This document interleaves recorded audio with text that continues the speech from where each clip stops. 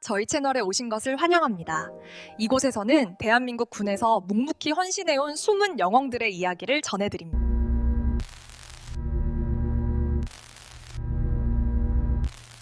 야, 이 개새끼야. 내 말이 말 같지 않아. 감히 별셋이 주는 술을 거부해. 육군 3군 단장 박형석 중장은 붉게 충혈된 눈으로 고래고래 소리를 지르며 손에 들고 있던 17년산 발렌타인 양주병을 허공에 휘둘렀는데 병 안에 남아있던 호박색 액체가 사방으로 튀며 고급 벽지를 더럽혔다. 그의 맞은편에는 갓 전역하고 아르바이트를 시작한 지 일주일밖에 안 된 23세 청년 김민재가 공포에 질린 채 바들바들 떨고 있었다. 민재는 술에 취해 비틀거리는 장군의 비위를 맞추려 노력했지만 술잔을 실수로 엎질렀다는 사소한 이유 하나만으로 지금 생명의 위협을 느끼고 있는 중이었다. 박형석은 분이 풀리지 않는지 넥타이를 거칠게 풀어헤치며 민재에게 다가가 군화 같은 묵직한 구두발로 그의 정강이를 걷어찼고 악하는 비명과 함께 민재가 바닥으로 쓰러지자 방 안에 있던 다른 장교들은 말리기는커녕 낄낄대며 그 광경을 구경거리 삼아 지켜보았다. 죄송합니다. 제가 실수했습니다. 한 번만 용서해 주십시오. 민재가 바닥에 머리를 조아리며 애원했으나 박형석의 광기 어린 눈빛은 더욱 번들거릴 뿐이었고 그는 테이블 위에 있던 얼음통을 들어 민재의 머리에 쏟아부으며 비릿한 조소를 흘렸다. 용서 군대에서 실수가 용납되는 거 봤어. 너 같은 패급 새끼들은 사회에 나와서도 이렇게 구멍을 만든다니까. 내가 오늘 너 인간 개조 좀 시켜줘야겠다. 이 끔찍한 폭력의 현장에는 박형석뿐만 아니라 그의 비리를 묵인하고 동조해온 김대령과 최중령도 함께 있었는데 그들은 군단장의 기분을 맞추기 위해 룸살롱 여종업원들을 끼고 앉아 안주를 씹으며 훈수까지 두고 있었다. 군단장님, 그놈 아주 정신 상태가 글러먹었습니다. 요즘 애들은 헝그리 정신이 없어서 조금만 갈궈도 저렇게 엄살을 피운다니까요. 김 대령이 비아냥거리며 불난 집에 부채질을 하자 박형석은 더욱 기고만장해져서 허리춤에 손을 얹고 씩씩거렸다. 민재의 이마에서는 얼음물과 피가 섞여 흘러내려 시야를 가렸고 그는 굴욕감과 고통 속에서 차가운 바닥을 긁으며 억울함에 눈물을 삼켜야만 했다. 그런데 이 아수라장 같은 소란 속에서도 룸의 가장 구석진 어두운 테이블에는 마치 다른 차원에 존재하는 사람처럼 평온하게 식사를 이어가는 한 남자가 있었으니 낡은 회색 트레이닝복 차림에 헝클어진 머리카락을 한 강도진이었다. 그는 귀를 찌르는 고함과 비명 소리에도 아랑곳하지 않고 묵묵히라면 그릇을 비우고 있었는데 그 모습이 너무나 이질적이어서 오히려 기괴한 공포감을 자아낼 정도였다.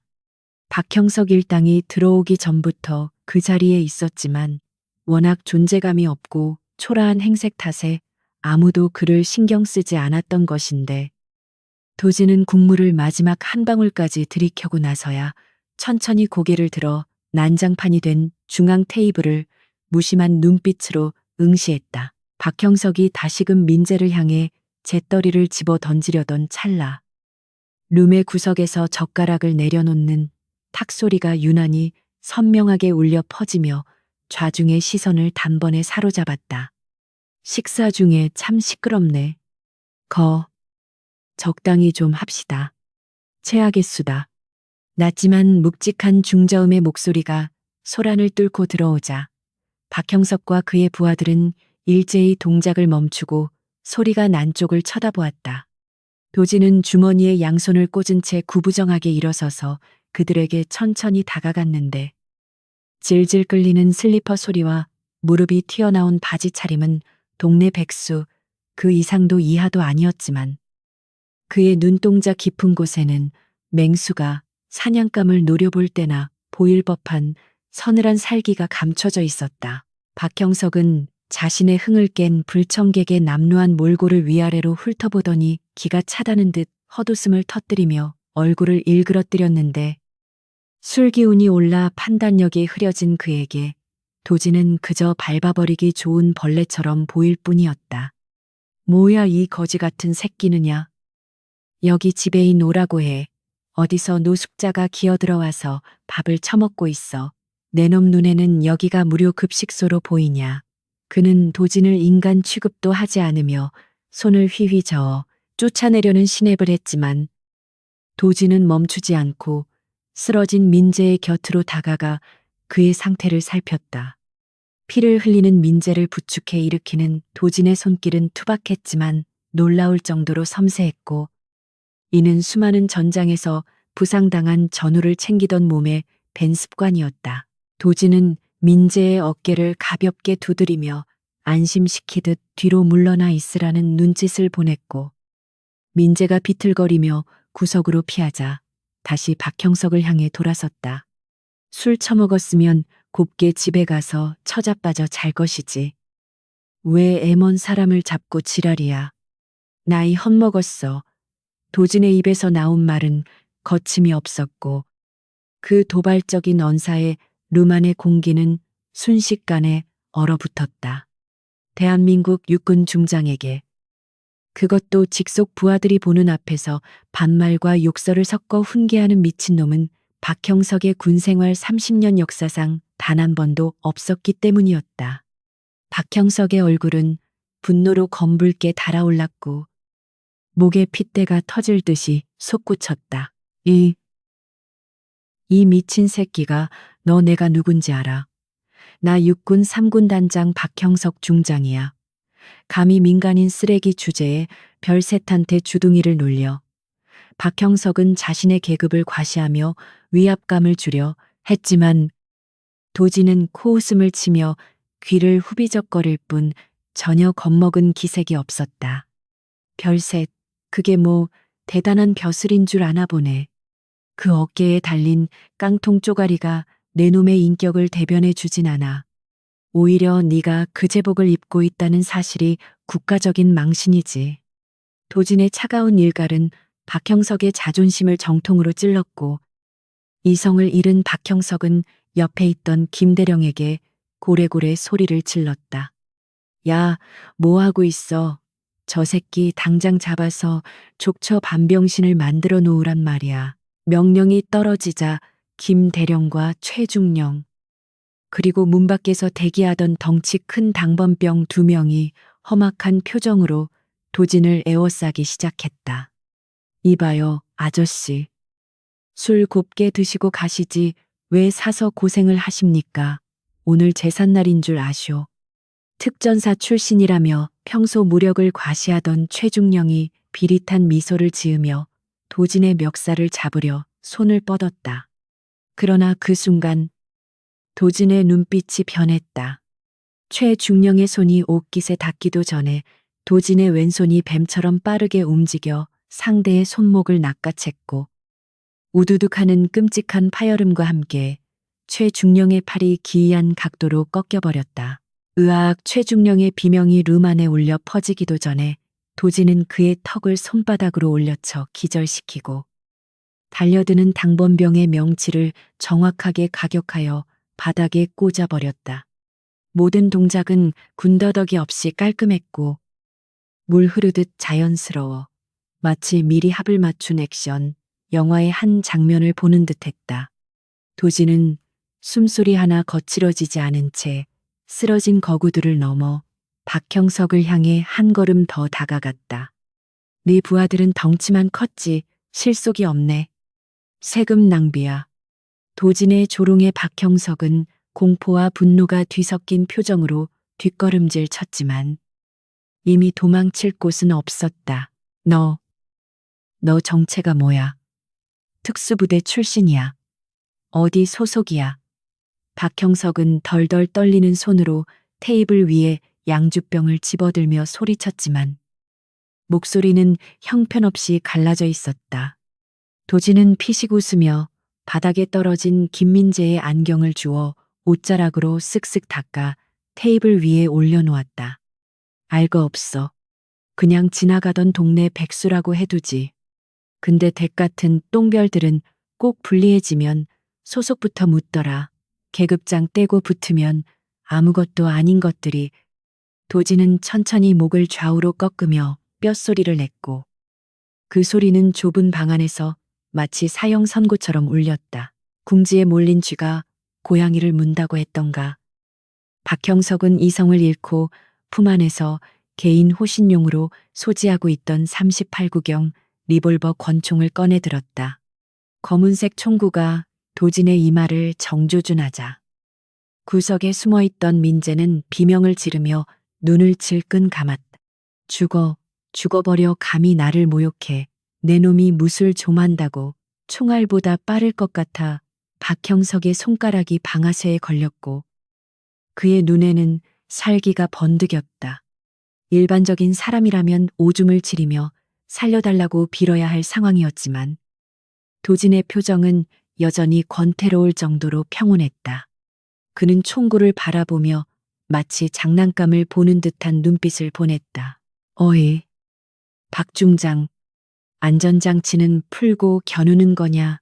그리고 그 거리에서 쏘면 반동 때문에 네 손목부터 나갈 텐데. 도진의 말에 박형석이 흠칫하며 총을 확인하려는 찰나의 순간 도진의 신형이 흐릿해졌다.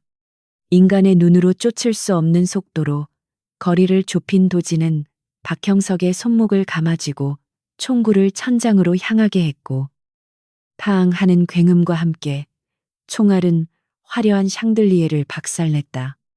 유리 파편이 비처럼 쏟아지는 가운데 도진은 박형석의 손에서 권총을 빼앗아 눈앞에서 분해해버렸다. 실린더가 바닥을 굴러가는 소리가 정막을 깼다. 총은 나라 지키라고 준 거지. 민간인 협박하라고 준 게 아닐 텐데. 도진은 털썩 주저앉은 박형석의 멱살을 잡아 자신의 눈높이로 끌어올렸다. 박형석은 눈앞에 남자가 뿜어내는 압도적인 기백에 눌려 숨조차 제대로 쉴 수 없었다. 그것은 단순한 깡패나 운동선수의 기운이 아니었다. 수없는 사선을 넘나들며 죽음과 친구처럼 지내온 자만이 가질 수 있는 진정한 전장의 냄새였다. 박형석의 본능이 경고하고 있었다. 이 남자는 건드려선 안 될 존재였다고. 그러나 이미 엎질러진 물이었다. 도진은 박형석을 짐짝처럼 소파에 던져버리고는 주머니에서 낡은 지갑을 꺼내 꼬깃꼬깃한 1,000원짜리 몇 장을 테이블 위에 올려놓았다. 라면 값이다. 그리고 저 친구 치료비랑 정신적 피해 보상금은 내 놈 퇴직금에서 까야 할 거다. 물론 네가 퇴직금을 받을 수 있다면 말이지. 도진의 의미심장한 말에 박형석은 멍한 표정으로 그를 올려다보았다. 그때 기절했던 김대령이 부스스 일어나려다 도진의 주머니에서 떨어진 작은 금속 물체를 발견하고는 소스라치게 놀라며 뒷걸음질 쳤다. 바닥에 떨어진 것은 낡고 녹슬었지만 선명하게 유리티 쓰일 제형지대라는 문구가 음각된 인식표였다. 설마. 당신, 전설의 악귀 강도진 대장, 김대령의 입에서 나온 이름에 박형석의 동공이 지진이 난 듯 흔들렸다. 군 내부에서조차 1급 기밀로 취급되며 10년 전 단신으로 테러 조직 본거지를 괴멸시켰다는 살아있는 전설. 최연소 UDT 대장 강도진. 그가 바로 눈앞에 서 있는 낡은 추리닝 차림의 남자라는 사실을 믿을 수 없었다. 아니, 믿고 싶지 않았다. 하지만 도진이 바닥에 떨어진 인식표를 주워 무심하게 주머니에 넣으며 지은 서늘한 미소는 그 모든 소문이 사실임을 증명하고 있었다. 아직도 내 이름을 기억하는 놈이 있네. 영광인걸. 도진은 박형석에게 다가가 그의 뺨을 톡톡 치며 나지막이 속삭였다. 내일부터 재미있어질 거야. 기대해라. 박 중장, 네가 그토록 좋아하던 권력이 어떻게 너를 옥죄는지 보여줄 테니까. 도진은 굳어버린 박형석과 부하들을 뒤로 한 채 멍하니 서 있는 민재의 어깨를 감싸 안고 유유히 룸을 빠져나갔다. 복도에는 뒤늦게 달려온 지배인과 직원들이 경악한 표정으로 서 있었지만 도지는 그들에게 가볍게 목례를 하고는 휘파람까지 불며 사라졌다. 폭풍전야와도 같은 밤, 대한민국 군대를 뒤흔들 거대한 참교육의 서막은 그렇게 조용히 그러나 강렬하게 올랐다. 강도진이 유유히 사라진 뒤 폭풍이 휩쓸고 간 VIP룸에는 무거운 침묵과 비릿한 피냄새만이 감돌고 있었는데 그 정적을 깨뜨린 것은 박형석 중장의 짐승 같은 포효였다. 의아하기 개자식 당장 잡아와 내 눈앞에 무릎 꿇리란 말이야. 그는 분노를 이기지 못해 반쯤 부서진 테이블을 발로 걷어찼지만 되려 통증이 밀려와 얼굴을 일그러뜨리며 바닥에 주저앉고 말았다. 그의 자존심은 갈기갈기 찢겨나갔고 부하들 앞에서 당한 수모는 뼈에 사무치는 굴욕감을 안겨주었기에 그의 이성은 이미 마비된 상태나 다름없었다. 박형석은 떨리는 손으로 피 묻은 휴대폰을 집어들고 어딘가로 전화를 걸기 시작했는데 그 눈빛에는 살인이 아니라 그 이상의 짓이라도 저지를 듯한 광기가 서려 있었다. 바닥에 널브러져 있던 김대령이 신음하며 정신을 차리자 박형석은 전화를 걸다 말고 그에게 달려간 무자비한 발길질을 퍼부으며 화풀이를 해댔다. 야, 이 멍청한 새끼야. 넌 부관이라는 놈이 상관이 당하고 있는데 자빠져자. 네가 군인이야. 당장 헌병대 투입해서 그 새끼 수배에 김대령은 영문도 모른 채 터지는 입술을 감싸쥐며 죄송하다는 말만 연발했지만 속으로는 강도진이 남기고 간 그 공포스러운 인식표의 잔상이 지워지지 않아 오금조차 펴지 못하고 있었다. 그는 박형석이 이성을 잃고 이를 크게 버리는 것이 두려웠지만 지금 당장 살기 위해서는 미친 개처럼 날뛰는 주인의 명령에 복종하는 척이라도 해야만 했다. 박형석은 육군본부 헌병감이자 자신의 비리 파트너인 최 장군에게 전화를 걸어 사태를 왜곡하여 보고하기 시작했는데 그의 입에서 나오는 말은 전부 거짓과 날조로 점철되어 있었다. 최 장군, 큰일 났네. 지금 테러리스트로 의심되는 민간인 놈이 식사 중인 나를 기습했어. 무장까지 하고 있어. 이거 그냥 두면 군 위신이 땅에 떨어질 거야. 그는 강도진을 흉악한 범죄자로 둔갑시키고 자신의 폭행 사실은 쏙 뺀 채 피해자 코스프레를 하며 즉각적인 무력 진압을 요청했다. 수화기 너머의 최 장군은 낌새가 이상함을 눈치챘지만 박형석과 얽힌 검은 돈의 고리 때문에 군말 없이 정예 헌병 특수임무대 SDT를 출동시키겠다고 약속했다. 한편 아수라장이 된 현장을 빠져나온 강도진은 절뚝거리는 김민재를 부축하여 인적이 드문 골목길 어귀에 작은 벤치에 앉혔다. 많이 놀랐지. 일단 지혈부터 하자. 병원 가면 기록 남아서 골치 아파질 수도 있어. 도지는 편의점에서 사온 생수와 소독약, 붕대를 꺼내 능숙한 솜씨로 민재의 찢어진 이마를 처치하기 시작했는데 그 손길은 전장에서 수많은 부상병을 다루던 베테랑의 그것처럼 신속하고 정확했다. 민재는 따가운 상처의 고통보다 눈앞의 남자가 보여주는 기이한 침착함에 더 큰 놀라움을 느끼며 떨리는 목소리로 물었다. 저 아저씨 정말 괜찮으신 거예요. 저 사람 군단장이라는데. 이러다 큰일 나는 거 아니에요. 도지는 붕대를 단단히 매듭지으며 피식 웃음을 터뜨렸는데 그 미소에는 민재의 걱정을 불식시키는 묘한 안정감이 담겨 있었다. 별거 아냐. 똥이 무서워서 피하나. 더러워서 피하지. 근데 그 똥이 길을 막고 있으면 치워야 할 거 아냐. 내가 청소부라고 생각해. 그는 민재의 손에 따뜻한 캔커피를 쥐어주며 두려움에 떨고 있는 청년의 어깨를 감싸 안아주었다. 도진에게 있어 박형석 같은 부패 군인은 전장에서 마주친 적군보다 더 악질적인 존재였기에 그는 이번 일을 단순히 우발적인 충돌이 아니라 오랫동안 벼러왔던 청소의 시작으로 받아들이고 있었다. 민재는 따뜻한 캔커피의 온기를 느끼며 조금씩 진정을 되찾았지만 여전히 불안한 마음을 감출 수 없어 자꾸만 뒤를 힐끔거렸다. 하지만 군대잖아요. 그 사람들은 총도 있고 권력도 있는데 아저씨 혼자서 어떻게 이겨요? 저 때문에 괜히 민재의 말끝이 흐려지자 도진은 밤하늘을 올려다보며 나지막이 대답했다. 혼자가 아냐. 그리고 힘이라는 건 계급장이 아니라 지켜야 할 게 있는 사람한테서 나오는 거야. 너도 억울하게 당하고만 살지 마. 오늘 내가 보여준 건 예고편에 불과해. 도진의 눈동자는 가로등 불빛을 받아 서늘하게 빛났고 그 깊은 곳에는 아직 꺼지지 않은 전사의 투지가 이글거리고 있었다. 그 시각 박형석의 연락을 받은 헌병대 특수임무대 SDT 2개 팀이 중무장한 채 검은색 벤에 나눠 타고 도심을 질주하고 있었는데 이들은 통상적인 헌병이 아니라 박형석의 사병 스빙처럼 움직이는 비공식 해결사들이었다.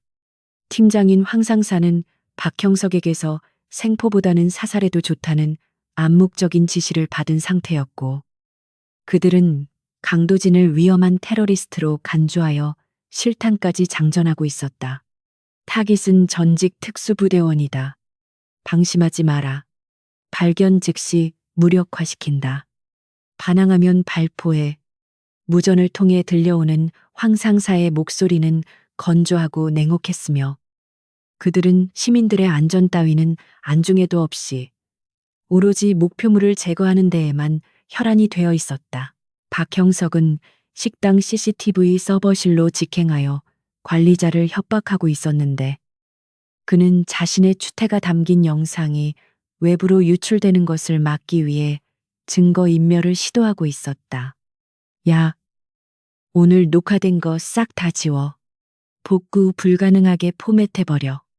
만약 파일 하나라도 밖으로 새나가면 내 가게는 그날로 문 닫게 될 줄 알아. 관리자는 군복을 입은 장군의 서슬 퍼런 협박에 겁을 집어먹고 떨리는 손으로 삭제 버튼을 눌렀지만 박형석은 그것만으로는 안심이 되지 않는지 하드디스크 자체를 꺼내 바닥에 내동댕이 치고 군화발로 짓밟아 부숴버렸다. 이제야 좀 속이 시원하네. 감히 나를 건드려 쥐도 새도 모르게 묻어주마. 증거를 없앤 박형석은 다시 룸으로 돌아와 엉망이 된 옷매무새를 다듬으며 거울 속에 자신을 노려보았는데 깨진 거울 조각에 비친 그의 얼굴은 탐욕과 도끼로 인해 흉측하게 일그러져 있었다. 강도진, 내 놈이 전설이면 뭐해. 지금은 그냥 예비역 백수일 뿐이잖아. 권력 없는 영웅 놀이가 얼마나 비참한지 뼈저리게 느끼게 해주지. 그는 자신이 가진 권력의 힘을 맹신하고 있었고 대한민국 사회에서 군 고위 장성이라는 직함이 가진 면책 특권이 자신을 지켜줄 것이라 확신했다. 하지만 그는 강도진이라는 남자가 단순한 군인이 아니라 국가가 가장 위급할 때 꺼내 쓰는 마지막 카드였다는 사실을 간과하고 있었다. 도진은 민재를 안전한 찜질방에 데려다주고 비상금까지 쥐어준 뒤 홀로 어둠 속으로 걸어 들어갔다. 그는 주머니에서 구형 피처폰을 꺼내 익숙하지 않은 번호를 눌렀는데 신호가 몇 번 가기도 전에 중후한 목소리의 남자가 전화를 받았다. 오랜만입니다. 국방부 장관님. 접니다. 강도진. 수화기 너머에서는 잠시 침묵이 흐르다가 믿을 수 없다는 듯 놀란 목소리가 터져 나왔다. 강 대장 자네가 웬일인가. 5년 동안 연락 한 번 없더니 살아는 있었나. 도진은 쓴웃음을 지으며 텅 빈 공원을 가로질러 걸었다. 살아는 있었습니다. 근데 이제 좀 죽은 듯이 살기 힘들 것 같아서요. 청소 좀 해야겠습니다. 장관은 도진의 말 속에 뼈가 있음을 단번에 알아차리고 목소리를 낮추어 물었다. 청소라니 무슨 일인가 자네가 움직인다는 건 보통 일이 아닐 텐데.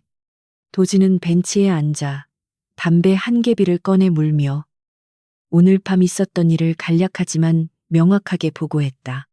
박형석의 만행과 군 내부의 부패, 그리고 자신이 개입하게 된 경위까지.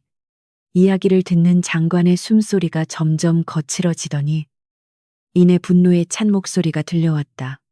그 미친 자들이 감히 군복을 입고 깡패짓을 해. 강 대장, 자네가 원하는 게 뭔가 내가 뭘 해주면 되겠나. 도지는 담배 연기를 길게 내뿜으며 밤하늘을 향해 연기처럼 흩어지는 말을 던졌다. 내일 아침까지 아무것도 하지 마십시오.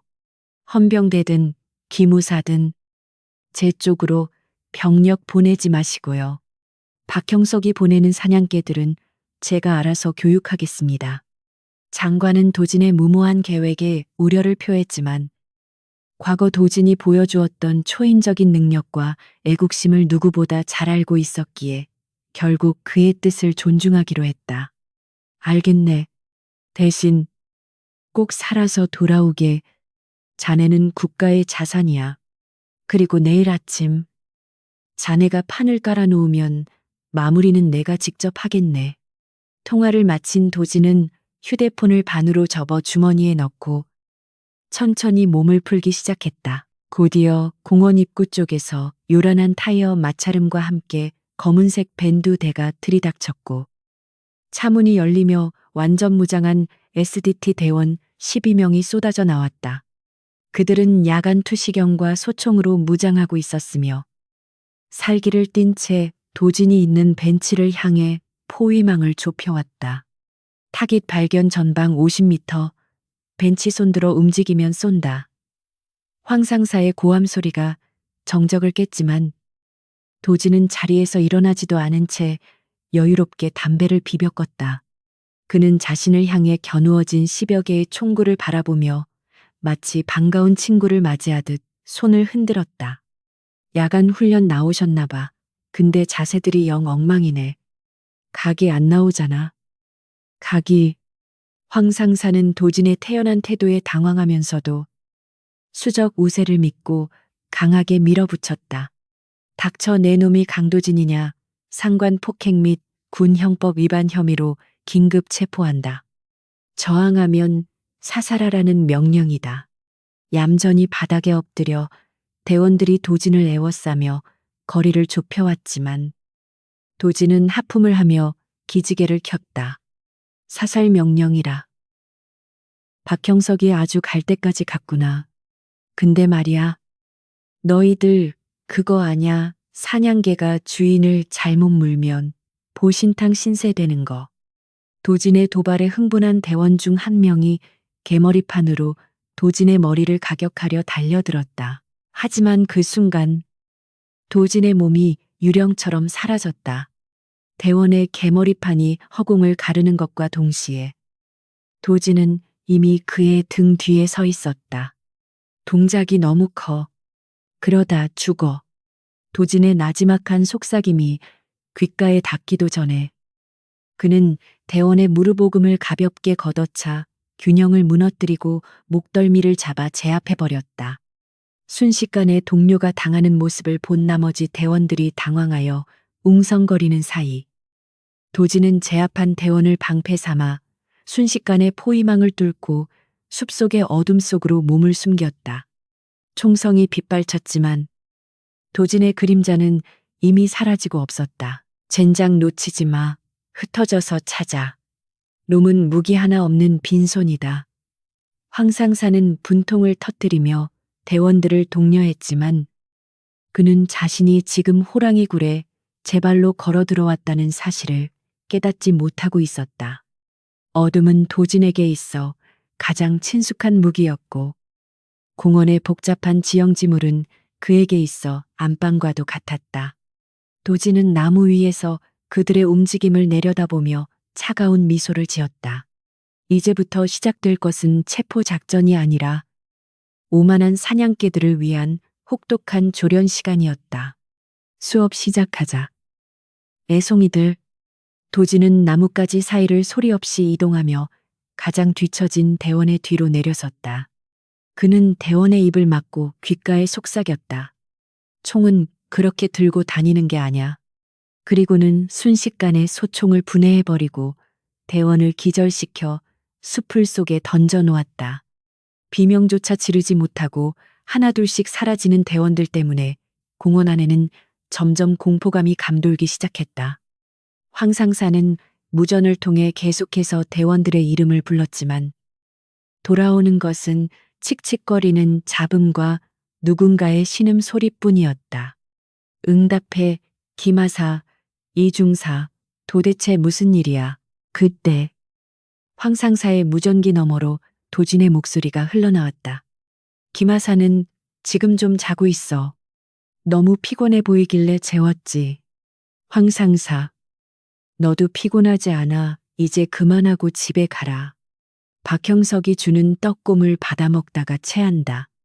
황상사는 소스라치게 놀라며 무전기를 집어던질 뻔했다. 이 악마 같은 새끼 어디 숨었어. 나와 정정당당하게 붙자. 공포에 질린 황상사의 외침은 공허하게 메아리쳤고 남은 대원들은 서로의 등을 맞대고 주위를 경계하며 식은땀을 흘렸다. 그들은 자신들이 사냥꾼인 줄 알았으나 실상은 보이지 않는 포식자 앞에 던져진 먹잇감에 불과했다. 박형석은 헌병대의 보고가 늦어지자 초조함을 감추지 못하고 집무실 안을 서성거렸다. 왜 아직 연락이 없어? 그깟 놈 하나 잡는데 시간이 이렇게 오래 걸려. 그는 불안한 마음에 위스키를 병째 들이켰지만 술 기운이 오를수록 가슴 한구석에서 피어오르는 불안감은 더욱 커져만 갔다. 창밖에는 비가 내리기 시작했고 천둥 번개가 치며 으스스한 분위기를 자아냈다. 마치 하늘이 박형석의 몰락을 예고하는 듯했다. 그는 자신의 권력이 영원할 것이라 믿었지만 그 믿음의 기반이 얼마나 허약한 모래성인지 곧 깨닫게 될 것이었다. 도진은 마지막 남은 황상사 앞에 모습을 드러냈다. 황상사는 공포에 질려 난사를 하려 했지만 탄창은 이미 비어 있었다. 도진은 언제 빼돌렸는지 모를 탄창을 손가락으로 빙빙 돌리며 천천히 그에게 다가갔다. 탄 체크도 안 하고 방아쇠를 당기면 어떻게 기본이 안 되어 있네. 도진은 저항 의지를 상실하고 주저앉은 황상사의 멱살을 잡고 일으켜 세웠다. 가서 박형석한테 전해. 내일 아침 내가 직접 그놈 모가지를 따러 간다고. 목 닫고 기다리라고 해. 도진은 황상사를 툭 밀어버리고는 빗속으로 사라졌다. 황상사는 빗물에 젖은 채 멍하니 도진이 사라진 방향을 바라보았다. 그는 태어나서 처음으로 압도적인 힘의 격차라는 것을 느꼈다. 그것은 훈련으로 얻을 수 있는 수준이 아니었다. 생과 사의 경계를 수없이 넘나든 자만이 뿜어낼 수 있는 격의 차이였다. 그는 비틀거리며 일어나 박형석에게 보고하기 위해 무전기를 집어들었지만 손이 너무 떨려 제대로 버튼을 누를 수조차 없었다. 이 밤이 지나고 나면 대한민국 군대에는 거대한 폭풍이 몰아칠 것임을 그는 직감했다. 그리고 그 폭풍의 눈 한가운데에 강도진이라는 괴물이 서 있었다. 비가 억수같이 쏟아지는 밤, 3군 단장실의 육중한 참나무 문이 부서질 듯 열리며 물에 빠진 생쥐꼴을 한 황상사가 비틀거리며 들어왔는데 그의 몰골은 그야말로 처참하기 그지없었다. 흙탕물과 피로 범벅이 된 군복은 곳곳이 찢겨 있었고 공포에 질려 하얗게 질린 얼굴은 마치 귀신을 본 사람처럼 사시나무 떨듯 떨리고 있어 보는 이로 하여금 전율을 느끼게 했다.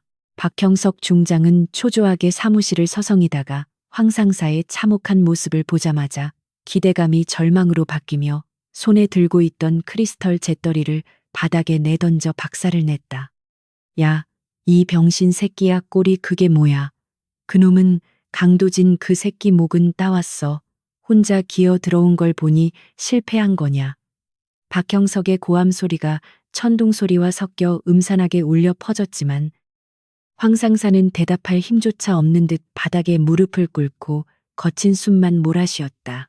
황상사는 떨리는 입술을 겨우 떼어 박형석에게 보고를 시작했는데 그의 목소리는 공포로 인해 갈라지고 끊겨서 알아듣기조차 힘들 지경이었다. 군단장님, 그놈은 사람이 아닙니다. 악마입니다. 대원들 12명이 손 한 번 제대로 못 써보고 전부 당했습니다. 총도 칼도 아무 소용이 없었습니다. 그림자처럼 움직이는데 눈앞에 있다가도 순식간에 사라지고 황상사는 다시금 떠오르는 강도진의 압도적인 무력에 몸서리치며 고개를 저었다. 그는 자신이 겪은 일이 현실인지 환상인지 구분조차 가지 않을 정도로 충격을 받은 상태였고 그 모습을 지켜보던 박형석의 등줄기에도 식은땀이 흐르기 시작했다. 특수임무대 정예 요원들이 무장도 없는 민간인 한 명에게 전멸당했다는 사실은 도저히 믿을 수 없었지만 눈앞의 폐잔병이 그 증거였다. 박형석은 끓어오르는 분노와 공포를 주체하지 못하고 황상사의 멱살을 잡아 일으켜 세운 뒤 뺨을 후려갈기며 악을 썼다. 닥쳐, 그딴 변명 듣고 싶지 않아. 내 놈들이 빠져서 그런 거야. 훈련을 어떻게 했길래 그 모양이야. 당장 나가. 내 눈앞에서 꺼져버려. 황상사가 비틀거리며 쫓겨나듯 나가자. 박형석은 책상 위에 명패를 집어 던지며 괴성을 질렀다. 강도진. 감히 나를 능멸해 내 놈이 전설이면 다야. 여기는 내 구역이야. 내 왕국이라고. 그는 더 이상 이성적인 판단을 할 수 없는 상태였고 강도진이라는 존재가 가져다주는 원초적인 공포감에 잠식되어 가고 있었다. 그는 자신이 쌓아올린 권력의 탑이 무너질지도 모른다는 불안감에 휩싸여 떨리는 손으로 비밀 금고를 열었다. 금고 안에는 박형석이 그동안 군수 비리와 인사청탁으로 모아둔 차명 통장과 장부들, 그리고 비상시에 사용하기 위해 숨겨둔 대포폰이 들어있었다. 그는 대포폰을 꺼내 긴장된 표정으로 단축번호 1번을 눌렀는데 신호가 가는 동안 입술을 잘근잘근 씹어 피가 맺힐 정도였다. 여보세요, 의원님. 접니다. 박형석입니다. 지금 상황이 아주 안 좋습니다. 네. 쥐새끼 한 마리가 설치는데 보통 놈이 아닙니다. 예전에 팀 제로의 강도진이라고 아십니까? 수화기 너머의 상대는 국방위원회 소속의 거물급 국회의원인 김기만이었는데 그는 박형석의 비리를 눈감아주는 대가로 막대한 정치 자금을 상납받고 있는 부패의 몸통과도 같은 존재였다. 김 의원은 강도진이라는 이름을 듣자마자 불쾌한 기색을 역력히 드러내며 목소리를 높였다. 강도진 그 미친 개가 왜 갑자기 튀어나와 자네 일 처리를 어떻게 하는 건가? 내가 조용히 지내라고 했잖아. 박형석은 비굴하게 허리를 굽히며 변명을 늘어놓기 바빴다. 죄송합니다. 의원님. 하지만 놈이 제 약점을 쥐고 흔들려고 합니다. 오늘 밤 저를 죽이겠다고 협박까지 했습니다. 놈을 막지 못하면 의원님까지 위험해질 수 있습니다. 헌병대나 기무사 쪽으로 손을 좀 써주십시오. 박형석은 자신의 안위뿐만 아니라 김 의원의 약점까지 거론하며 교묘하게 협박과 애원을 섞어 도움을 요청했고 김 의원은 잠시 침묵하더니 혀를 차며 알겠다고 대답했다. 내일 아침까지 군 병력을 자네 부대로 증원해주지. 대신 이번 일이 밖으로 새나가면 자네 혼자 죽는 걸로 하네. 알겠나?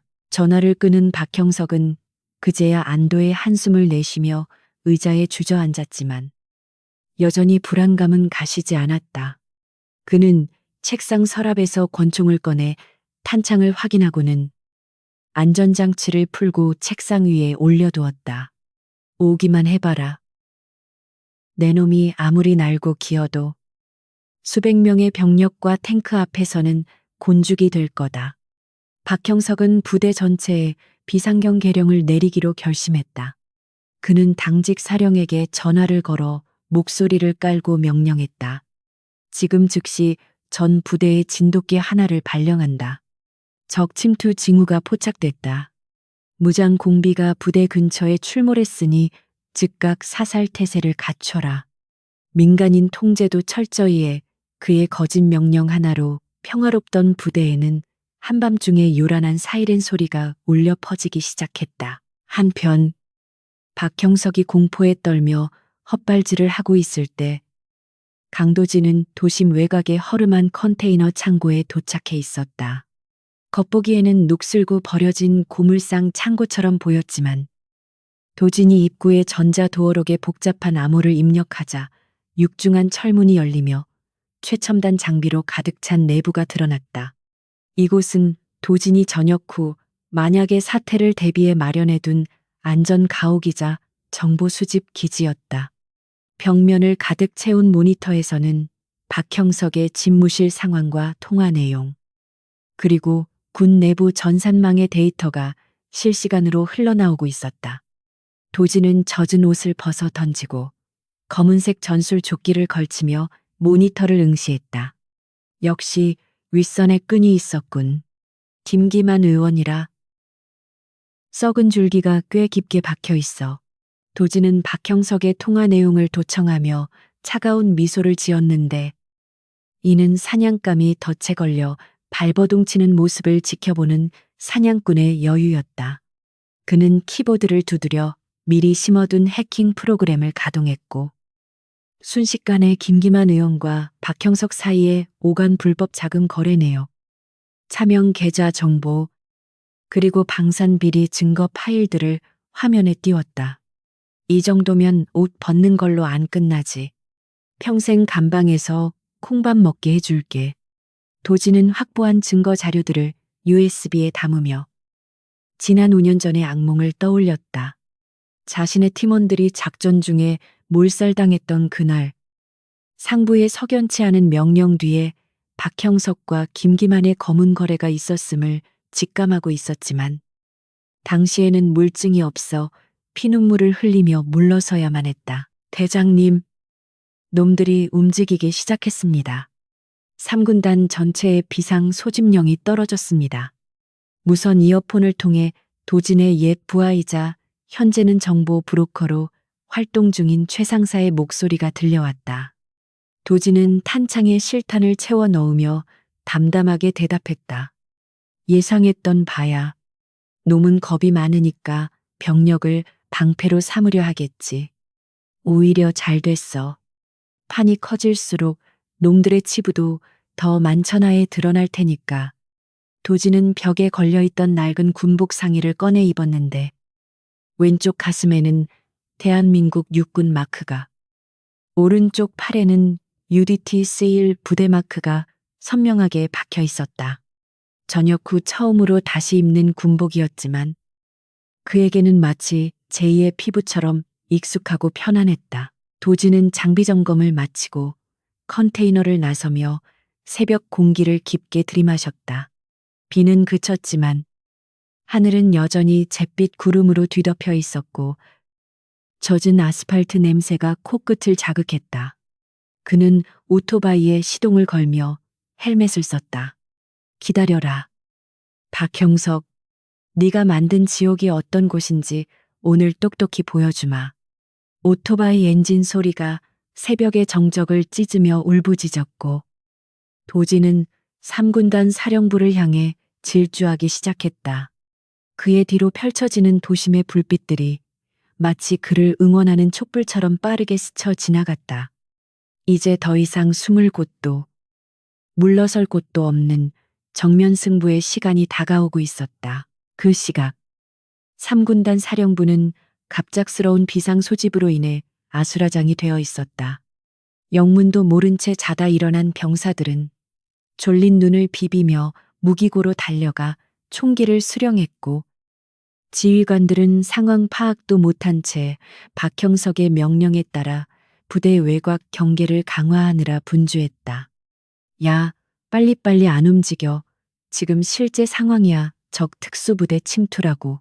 간부들의 고함 소리와 군용 트럭의 엔진 소리가 뒤섞여 부대 안은 전쟁터를 방불케 했다. 하지만 병사들 사이에서는 이상한 소문이 돌기 시작했다. 야, 들었어. 적군이 아니라 우리 부대 출신 전설의 대장이라는데. 미친. 강도진 대장 말이야. 그 사람이 왜 쳐들어와 소문은 삽시간에 퍼져나가 병사들의 사기를 떨어뜨리고 혼란을 가중시켰다. 박형석은 사령부 상황실에 앉아 CCTV 화면을 뚫어져라 쳐다보고 있었다. 그의 눈은 핏발이 서 있었고 손톱을 물어뜯는 버릇이 도져 손가락 끝에서는 피가 배어 나오고 있었다. 왜 아직도 안 나타나는 거야? 분명히 온다고 했는데 어디서 기습하는 거지? 그는 도진이 언제 어디서 튀어나올지 모른다는 공포감에 시달리며 모든 카메라 화면을 의심의 눈초리로 감시했다. 옆에 있던 참모장은 박형석의 불안한 상태를 보며 걱정스러운 듯 말을 건넸다. 군단장님, 정말 무장공비가 확실합니까? 상부 보고 체계도 없이 독단적으로 진돗개를 발령하시면 나중에 문제가 될 수도 있습니다. 하지만 박형석은 참모장의 말을 무시하며 버럭 소리를 질렀다. 시끄러워. 내가 군단장이야. 내 판단이 곧 법이다. 닥치고 경계나 똑바로 해. 그때 정문 위병소에서 다급한 무전이 날아왔다. 상황실 정문의 신원 미상의 오토바이 한 대 접근 중 정지 명령에 불응하고 있습니다. 발포할까요? 박형석은 자리를 박차고 일어나 마이크를 잡고 소리쳤다. 쏴, 당장 쏴버려. 망설이지 말고. 갈겨 그의 명령은 이성을 잃은 살인 청부나 다름없었지만 위병소의 병사들은 군단장의 직접 명령을 거역할 수 없어 떨리는 손으로 방아쇠에 손가락을 걸었다. CCTV 화면 속에는 검은색 오토바이가 무서운 속도로 위병소를 향해 돌진해 오고 있었고 헤드라이트 불빛이 어둠을 가르며 날카롭게 파고들었다. 하지만 오토바이는 발포 직전 기이할 정도로 급격하게 속도를 줄이더니 위병소 바로 앞에서 멈춰섰다. 헬멧을 벗은 도진은 헝클어진 머리를 쓸어 넘기며 총구를 겨누고 있는 초병들을 향해 여유로운 미소를 지어 보였다. 아침부터 고생들이 많다. 후배님들, 군단장님이 아주 난리를 치셨나 보네. 초병들은 헬멧을 벗은 도진의 얼굴을 확인하고는 경악하여 총구를 내렸다. 군 복무 중인 군인이라면 모를 수가 없는 전설적인 인물. 신병교육대 정훈교육 영상에서나 보던 전쟁 영웅 강도진이 바로 눈앞에 있었기 때문이었다. 강도진 대장님. 초병 중 한 명이 멍하니 이름을 부르자 도진은 윙크를 하며 오토바이에서 내렸다. 길 좀 비켜줄래? 안에 있는 똥별한테 전해줄 선물이 있어서 말이야. 도진은 오토바이 뒷좌석에 묶여있던 서류 가방을 들어 보이며 당당하게 위병소 바리케이드를 향해 걸어갔다. 상황실에서 이 모습을 지켜보던 박형석은 미친 듯이 마이크에 대고 고함을 질렀다. 뭐 하고 있어? 쏘라니까. 저 새끼는 적이야. 간첩이라고 쏘지 않으면 너희들을 군법 회의에 넘겨버리겠어. 스피커를 통해 군단장의 히스테릭한 명령이 위병소 전체에 울려 퍼졌지만 병사들은 혼란에 빠져 서로의 눈치만 살폈다. 존경하는 영웅을 향해 총을 쏘라는 부당한 명령과 군인의 복종 의무 사이에서 갈등하는 병사들의 눈빛은 흔들리고 있었다. 도진은 멈칫하는 병사들을 보며 부드럽지만 단호한 목소리로 말했다. 너희들은 죄가 없어. 총구는 적을 향하는 거지. 전우를 향하는 게 아니다. 비켜라. 내 볼 일은 저 안에 있는 쓰레기 한 명뿐이니까. 도진의 카리스마에 압도된 병사들은 홀린 듯이 길을 열어주었고 심지어 경례를 붙이는 병사까지 생겨났다. 박형석은 자신의 명령이 먹혀들지 않자 절망과 분노로 모니터를 부숴버릴 듯 주먹으로 내려쳤다. 이 반란군 놈의 새끼들, 내가 직접 죽여버리겠어. 박형석은 책상 위에 권총을 집어들고 상황실을 뛰쳐나갔고 그의 뒤를 따르는 친위대 장교들도 당황하며 무기를 챙겨 따라 나섰다. 도지는 유유히 부대 안으로 걸어 들어갔다. 연병장에는 수백 명의 병사들이 완전 군장을 한 채 도열해 있었지만 도진이 지나가자 마치 모세의 기적처럼 길이 갈라지는 진풍경이 벌어졌다. 그가 뿜어내는 기세는 수천 명의 대군을 압도하기에 충분했고 그의 눈빛은 흔들림 없이 본관 건물을 향해 고정되어 있었다. 이제 곧 박형석과의 최후의 대면이 이루어질 것이었다. 도지는 손에 든 서류 가방을 꽉 쥐었다. 이것은 단순한 서류가 아니라 박형석과 부패한 군인들의 목줄을 끊어버릴 사형 선고문이었다. 하늘에서는 다시금 먹구름이 몰려오며 거대한 천둥 소리가 울려 퍼졌고 그것은 마치 부패한 권력의 종말을 알리는 서곡과도 같았다. 본관 건물 로비에 들어선 도진의 앞을 가로막은 것은 박형석이 급히 소집한 헌병대 특임대였다. 그들은 방탄방패와 곤봉으로 무장한 채 벽을 쌓고 도진을 노려보고 있었다. 정지, 더 이상 접근하면 발포한다. 특임대장의 경고에도 도진은 걸음을 멈추지 않았다. 그는 오히려 속도를 높이며 달려가더니 방패를 밟고 뛰어올라 공중에서 회전하며 특임대장의 턱을 무릎으로 가격했다. 순식간에 방어선이 무너졌고 도진은 쓰러진 대원들을 징검다리 삼아 로비를 돌파했다. 미안하지만 바빠서 나중에 면회 갈게. 도진은 순식간에 엘리베이터에 탑승하여 닫힌 버튼을 눌렀다. 닫히는 문틈 사이로 당황한 헌병들의 모습이 보였고 도진은 거울을 보며 옷매무새를 다듬었다. 자, 쇼타임이다. 엘리베이터가 최상층인 군단장실 층에 도착하자 띵 하는 경쾌한 소리와 함께 문이 열렸다. 복도 끝에는 박형석이 권총을 든 채 헐떡이며 서 있었고 그의 곁에는 김대령과 최중령이 사색이 된 얼굴로 도진을 바라보고 있었다. 왔구나. 내 제삿날에 제 발로 찾아오다니. 박형석은 떨리는 손으로 총구를 도진에게 겨누었지만 도진은 서류 가방을 바닥에 내려놓고 천천히 박수를 쳤다. 환영 인사가 너무 거창한데 박 중장. 그 총 내려놔. 어차피 쏘지도 못할 거. 도진의 여유로운 태도에 박형석의 얼굴이 흉하게 일그러졌다. 닥쳐 죽어, 죽어버려. 박형석이 방아쇠를 당기려는 찰나. 도진의 눈빛이 매섭게 빛났다. 그 방아쇠 당기는 순간 내 인생은 진짜 끝이야. 이미 내 손에는 네가 김기만 의원한테 갖다 바친 뇌물 장부 사본이 있거든. 도진의 말에 박형석의 손가락이 멈칫했다. 뭐라고 거짓말하지 마. 네가 그걸 어떻게.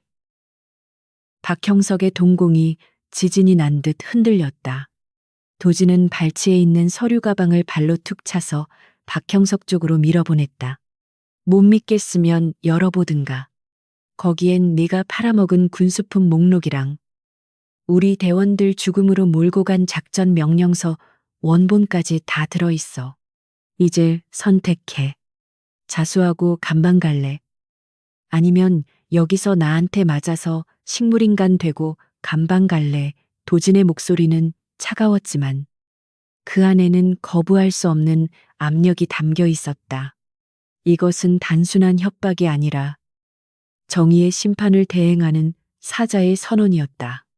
박형석 중장은 바닥에 놓인 서류 가방을 곁눈질로 힐끔거리더니 이내 히스테릭한 웃음을 터뜨리며 군화발로 가방을 걷어차 복도 구석으로 날려버렸다.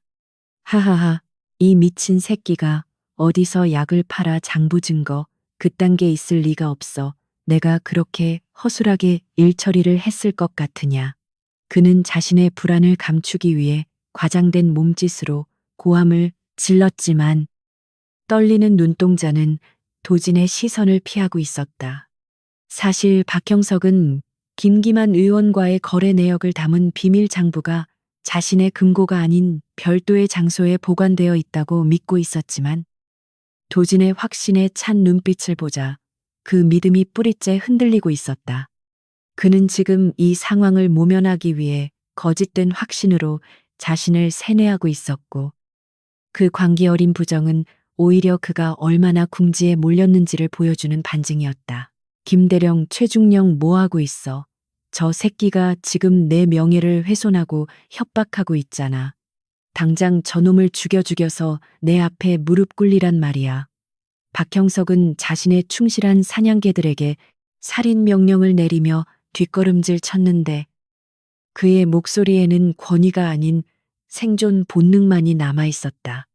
김대령과 최중령은 서로의 눈치를 살피며 주저했다. 상대는 맨손으로 특수임무대를 전멸시킨 괴물이었다.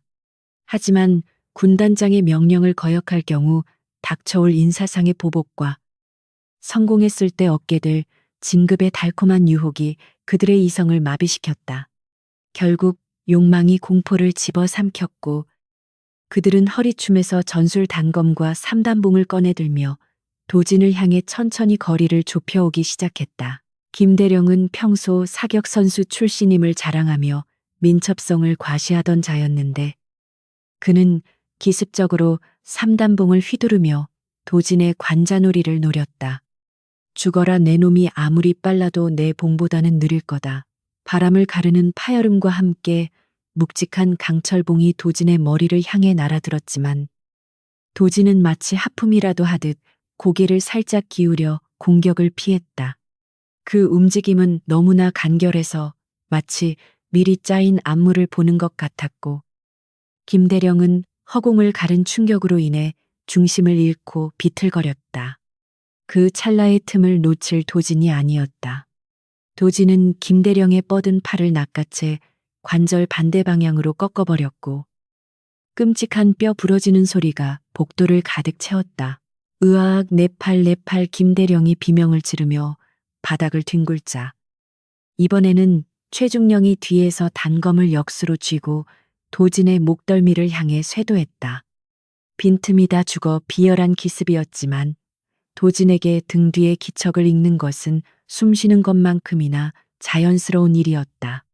도진은 뒤도 돌아보지 않고 몸을 회전하며 팔꿈치로 최중령의 명치를 정확하게 가격했고 숨이 턱 막힌 최중령은 단검을 떨어뜨리며 컥컥거리는 소리를 냈다. 도진은 쓰러지는 최중령의 머리채를 잡아 무릎으로 얼굴을 걷어올렸고 코뼈가 주저앉는 소리와 함께 최중령은 쌍코피를 터뜨리며 기절해버렸다. 단 10초. 군단장의 최측근 장교 2명이 무력화되는 데 걸린 시간이었다. 박형석은 자신의 눈앞에서 벌어진 믿을 수 없는 광경에 입을 떡 벌린 채 굳어버렸다.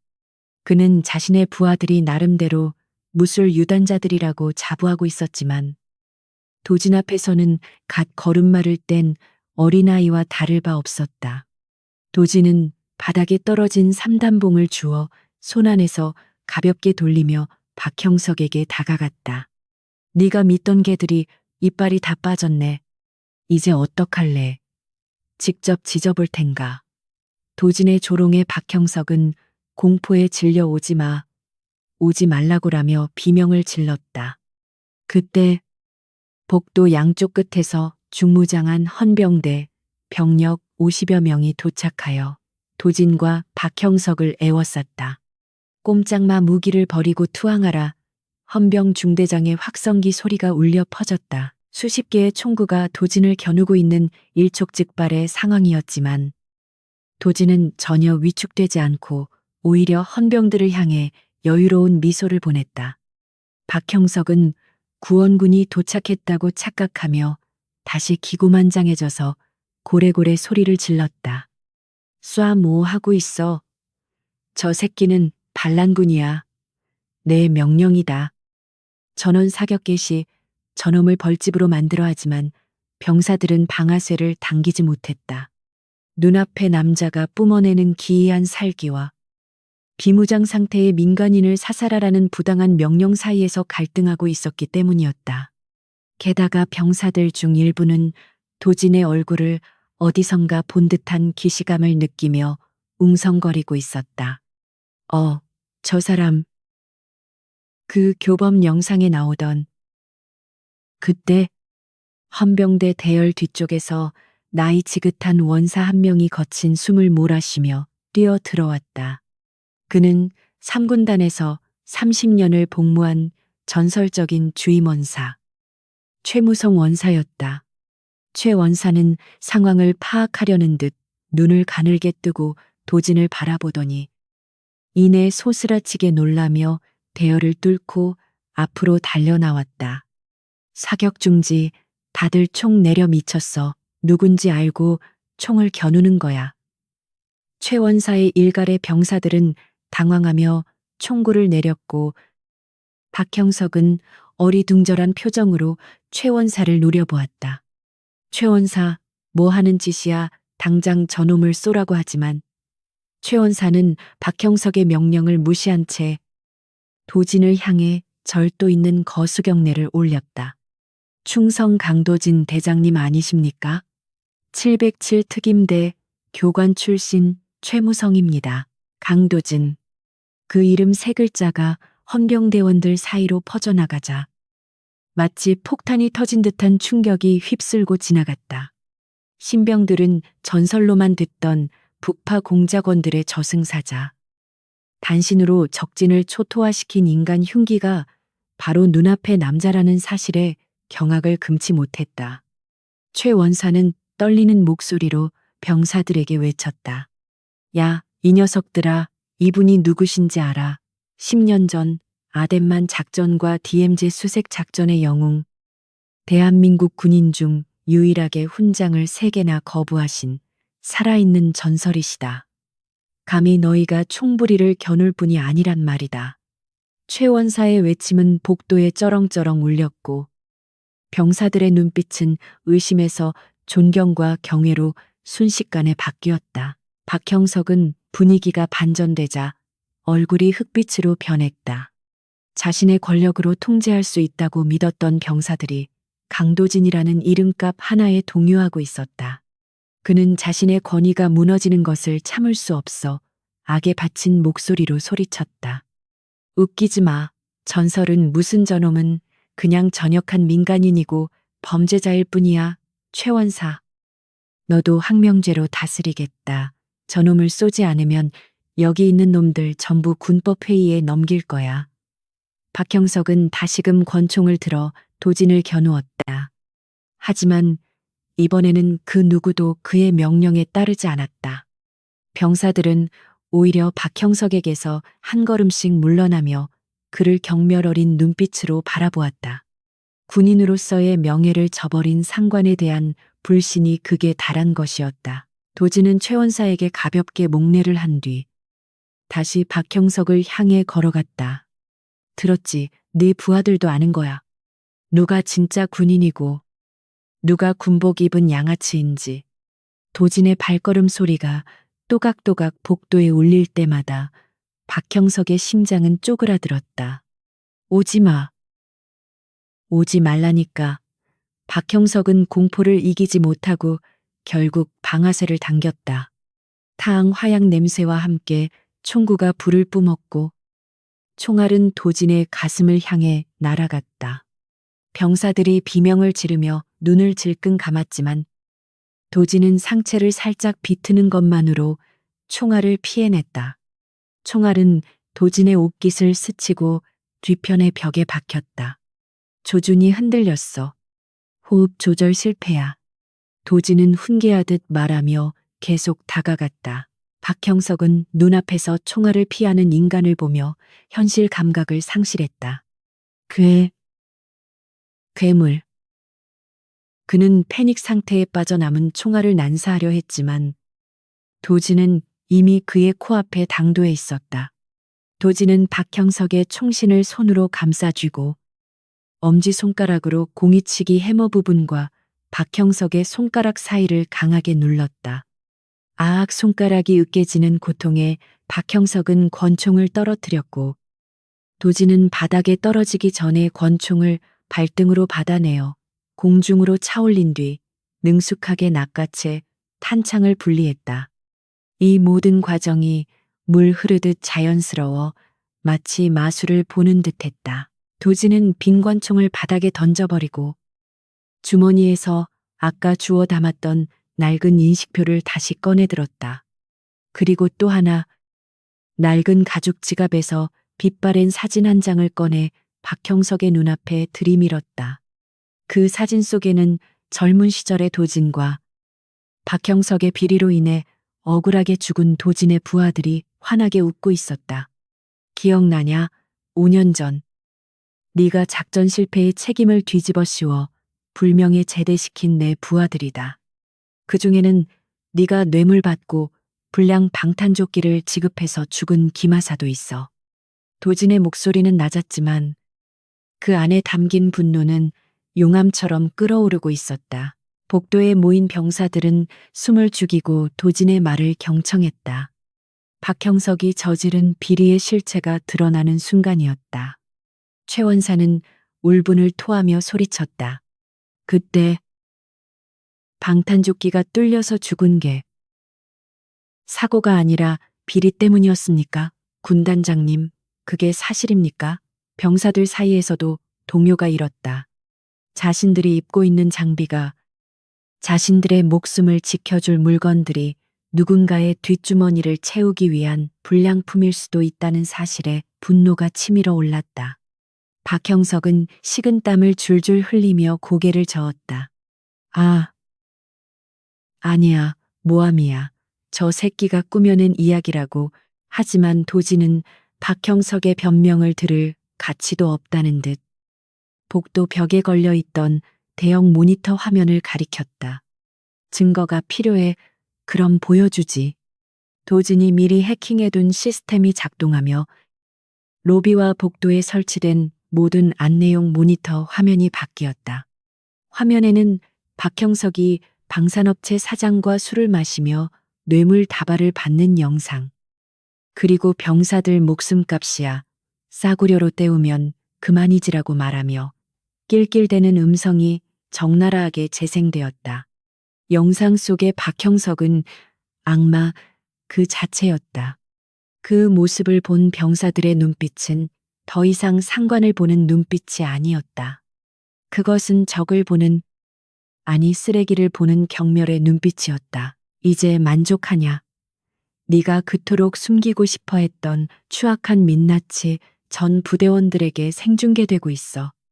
도진의 말에 박형석은 다리에 힘이 풀려 주저앉고 말았다. 그는 모니터 속의 자신과 현실의 자신을 번갈아 보며 정신분열적인 증세를 보였다. 꺼버려. 저거 당장 꺼. 거짓말이야. 조작된 영상이라고. 그는 허공에 대고 손을 휘저으며 발광했지만 이미 엎질러진 물이었다. 헌병대원들은 총구를 바닥으로 내리고 오히려 박형석을 포위하는 대형으로 움직이기 시작했다. 그들의 침묵은 그 어떤 고함보다 무서운 심판의 메시지였다. 도진은 주저앉은 박형석의 어깨를 밟고 섰다. 넌 군인도 장군도 아냐. 그냥 제복 입은 도둑놈이지. 군법이 너를 심판하기 전에 내가 먼저 군인의 방식이 뭔지 가르쳐 주마. 도진은 셔츠 소매를 걷어올리며 주먹을 쥐었다. 툭 튀어나온 핏줄들이 그의 분노를 대변하고 있었다. 이제 말로 하는 시간은 끝났다.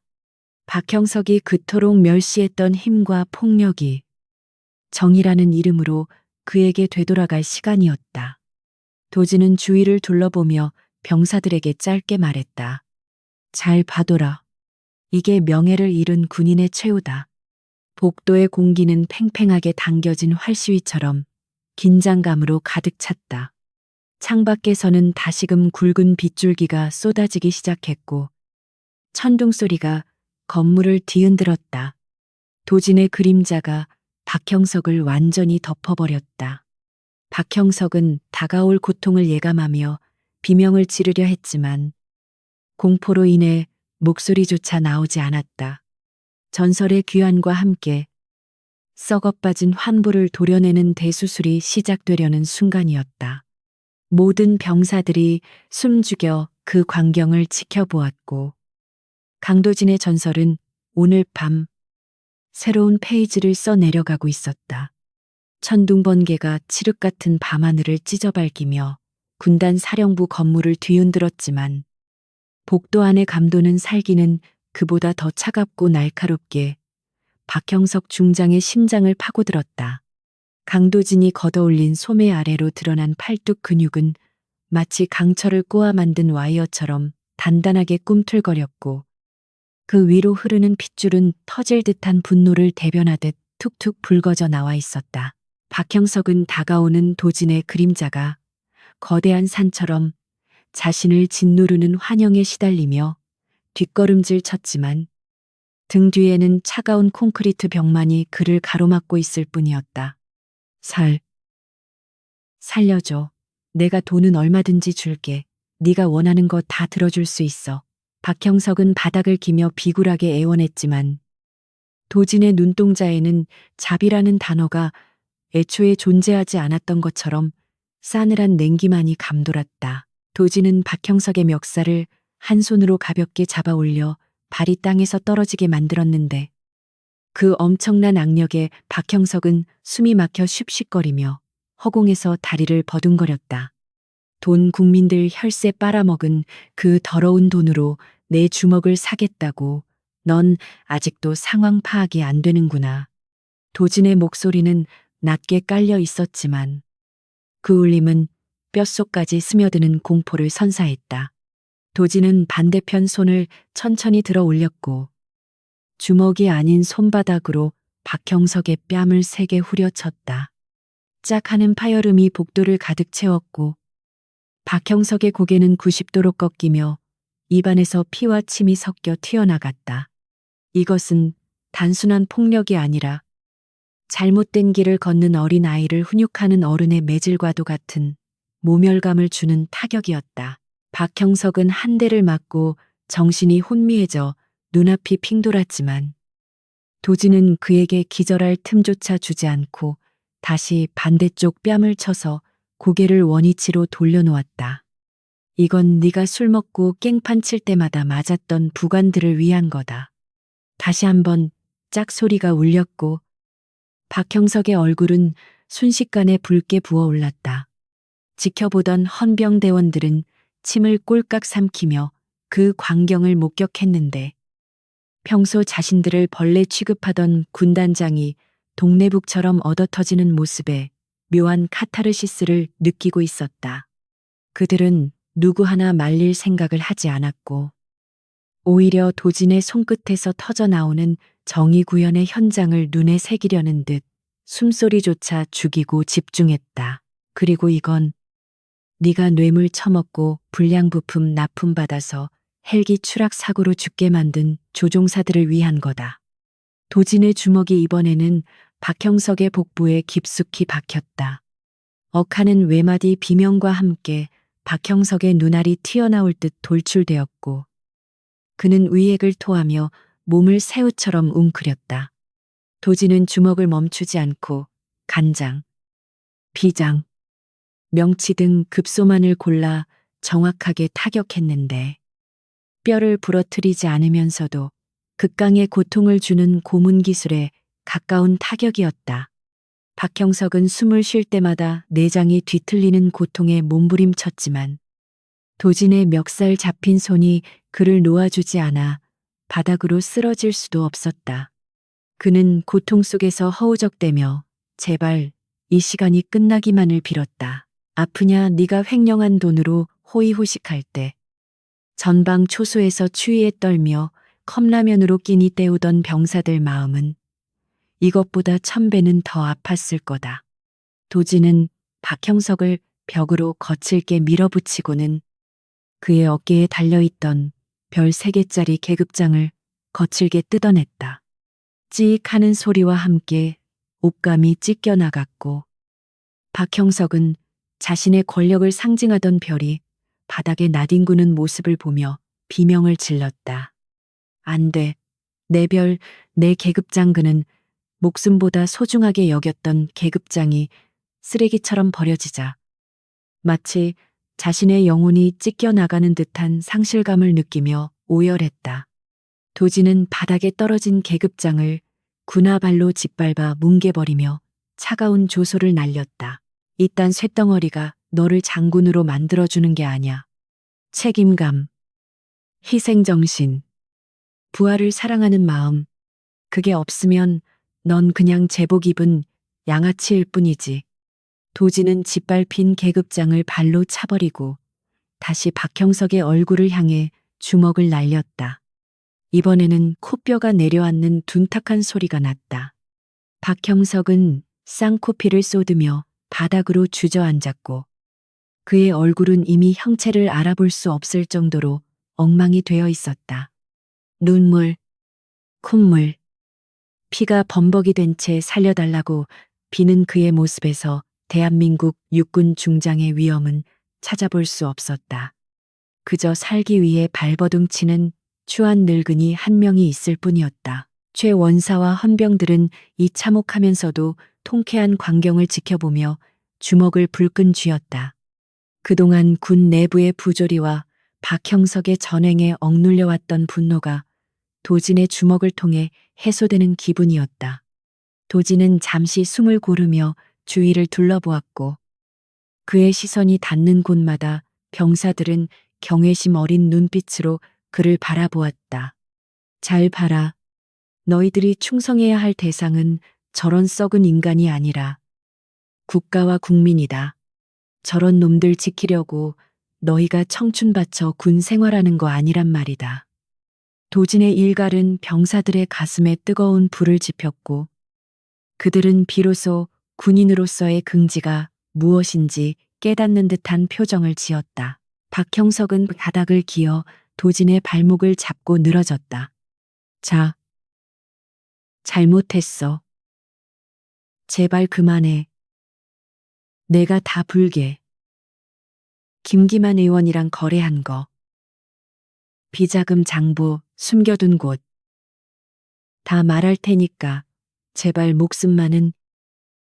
죽음의 공포 앞에서 박형석은 자신의 모든 치부를 스스로 드러내며 살 길을 찾으려 했다. 도진은 그 추악한 모습을 내려다보며 혐오감에 혀를 찼다. 진작에 그럴 것이지. 꼭 맞아야 정신을 차리나. 근데 어쩌냐, 난 널 용서할 권한이 없는데. 용서는 네가 괴롭혔던 피해자들이 하는 거고 난 그냥 널 배달해주는 배달부일 뿐이야. 도진은 박형석의 손을 뿌리치고 그를 짐짝처럼 들어올려 어깨에 텄다. 그때 엘리베이터 문이 다시 열리며 김대령과 최중령이 비틀거리며 기어 나왔다. 그들은 아까 도진에게 당한 부상으로 몸을 제대로 가누지도 못하면서도 박형석을 구해야 한다는 맹목적인 충성심보다는 자신들도 같이 엮여 들어갈까봐 두려워 도망치려 했던 것이었다. 하지만 도진은 그들의 낌새를 눈치채고 어깨에 맨 박형석을 그들 쪽으로 던져버렸다. 쿠당탕 소리와 함께 3명의 부패 군인이 한 덩어리가 되어 볼링핀처럼 나뒹굴었다. 가지가 썩었는데 뿌리가 멀쩡할 리 없지. 너희들도 세트로 묶어서 보내주마. 도진은 바닥에 뒹구는 3사람을 한 곳에 모아놓고 헌병대에게 손짓했다. 뭐해, 포승줄 가져와서 묶어. 현행범이다. 헌병 중대장은 잠시 머뭇거렸지만 최 원사가 고개를 끄덕이자 결단을 내린 듯 부하들에게 명령했다. 체포의 상관 폭행, 뇌물수수, 직권남용 혐의로 박형석 중장 외 2명을 긴급 체포한다. 병사들은 기다렸다는 듯 달려들어 박형석 일당을 제압하고 수갑을 채웠다. 박형석은 수갑이 채워지는 순간에도 이거나 나 군단장이야. 너희들 다 영창 보낼 거야. 라며 발악했지만 이미 끈 떨어진 연신세인 그를 두려워하는 병사는 아무도 없었다. 오히려 한 병사는 수갑을 거칠게 채우며 조용히 하십시오. 당신은 이제 군단장이 아니라 범죄자입니다. 라고 소리쳐 박형석을 벙어리로 만들었다. 도진은 그 모습을 흐뭇하게 바라보며 땀에 젖은 머리카락을 쓸어넘겼다. 육체적인 피로가 몰려왔지만 정신만은 그 어느 때보다 맑고 상쾌했다. 그는 주머니에서 담배 한 개비를 꺼내 입에 물었지만 금연구역이라는 툇말을 보고 피식 웃으며 다시 집어넣었다. 법은 지켜야지. 저놈들처럼 살면 안 되니까. 도진은 창가로 다가가 비가 그치고 동이 터오는 새벽 하늘을 바라보았다. 어둠이 걷히고 붉은 태양이 떠오르는 모습은 마치 부패한 군대가 정화되고 새로운 시대가 열리는 것을 암시하는 듯했다. 하지만 아직 끝난 게 아니었다. 진짜 몸통인 김기만 의원과 그 배후 세력들이 남아 있었다. 박형석이 끌려가면서 남긴 처절한 비명소리가 복도에서 완전히 사라지자 군단 사령부에는 다시 정적이 찾아왔다. 하지만 그 정적은 이전의 공포와 억압에 의한 침묵이 아니라 폭풍이 지나간 후의 평온함과 안도감이 섞인 침묵이었다. 최 원사는 도진에게 다가와 깊이 고개를 숙였다. 대장님, 정말 감사합니다. 대장님 덕분에 우리 부대가, 아니, 우리 군이 살았습니다. 이 은혜를 어떻게 갚아야 할지 모르겠습니다. 최 원사의 눈가에는 굵은 눈물이 맺혀 있었고 그의 진심 어린 감사에 도진은 쑥스러운 듯 코를 문질렀다. 은혜는 무슨, 전 그냥 제 할 일을 했을 뿐입니다. 원사님 같은 분들이 계셔서 군대가 아직 돌아가는 거죠.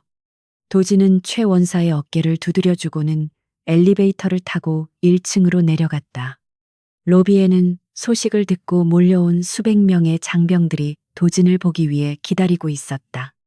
그들은 도진이 나타나자 누가 시키지도 않았는데 일제히 길을 터주며 박수를 치기 시작했다. 환호성도 구호도 없었지만 그 뜨거운 박수 소리는 그 어떤 웅변보다 강렬하게 도진의 가슴을 울렸다. 그것은 억압받던 자들이 해방자에게 보내는 무언의 찬사이자 진정한 영웅에 대한 예우였다.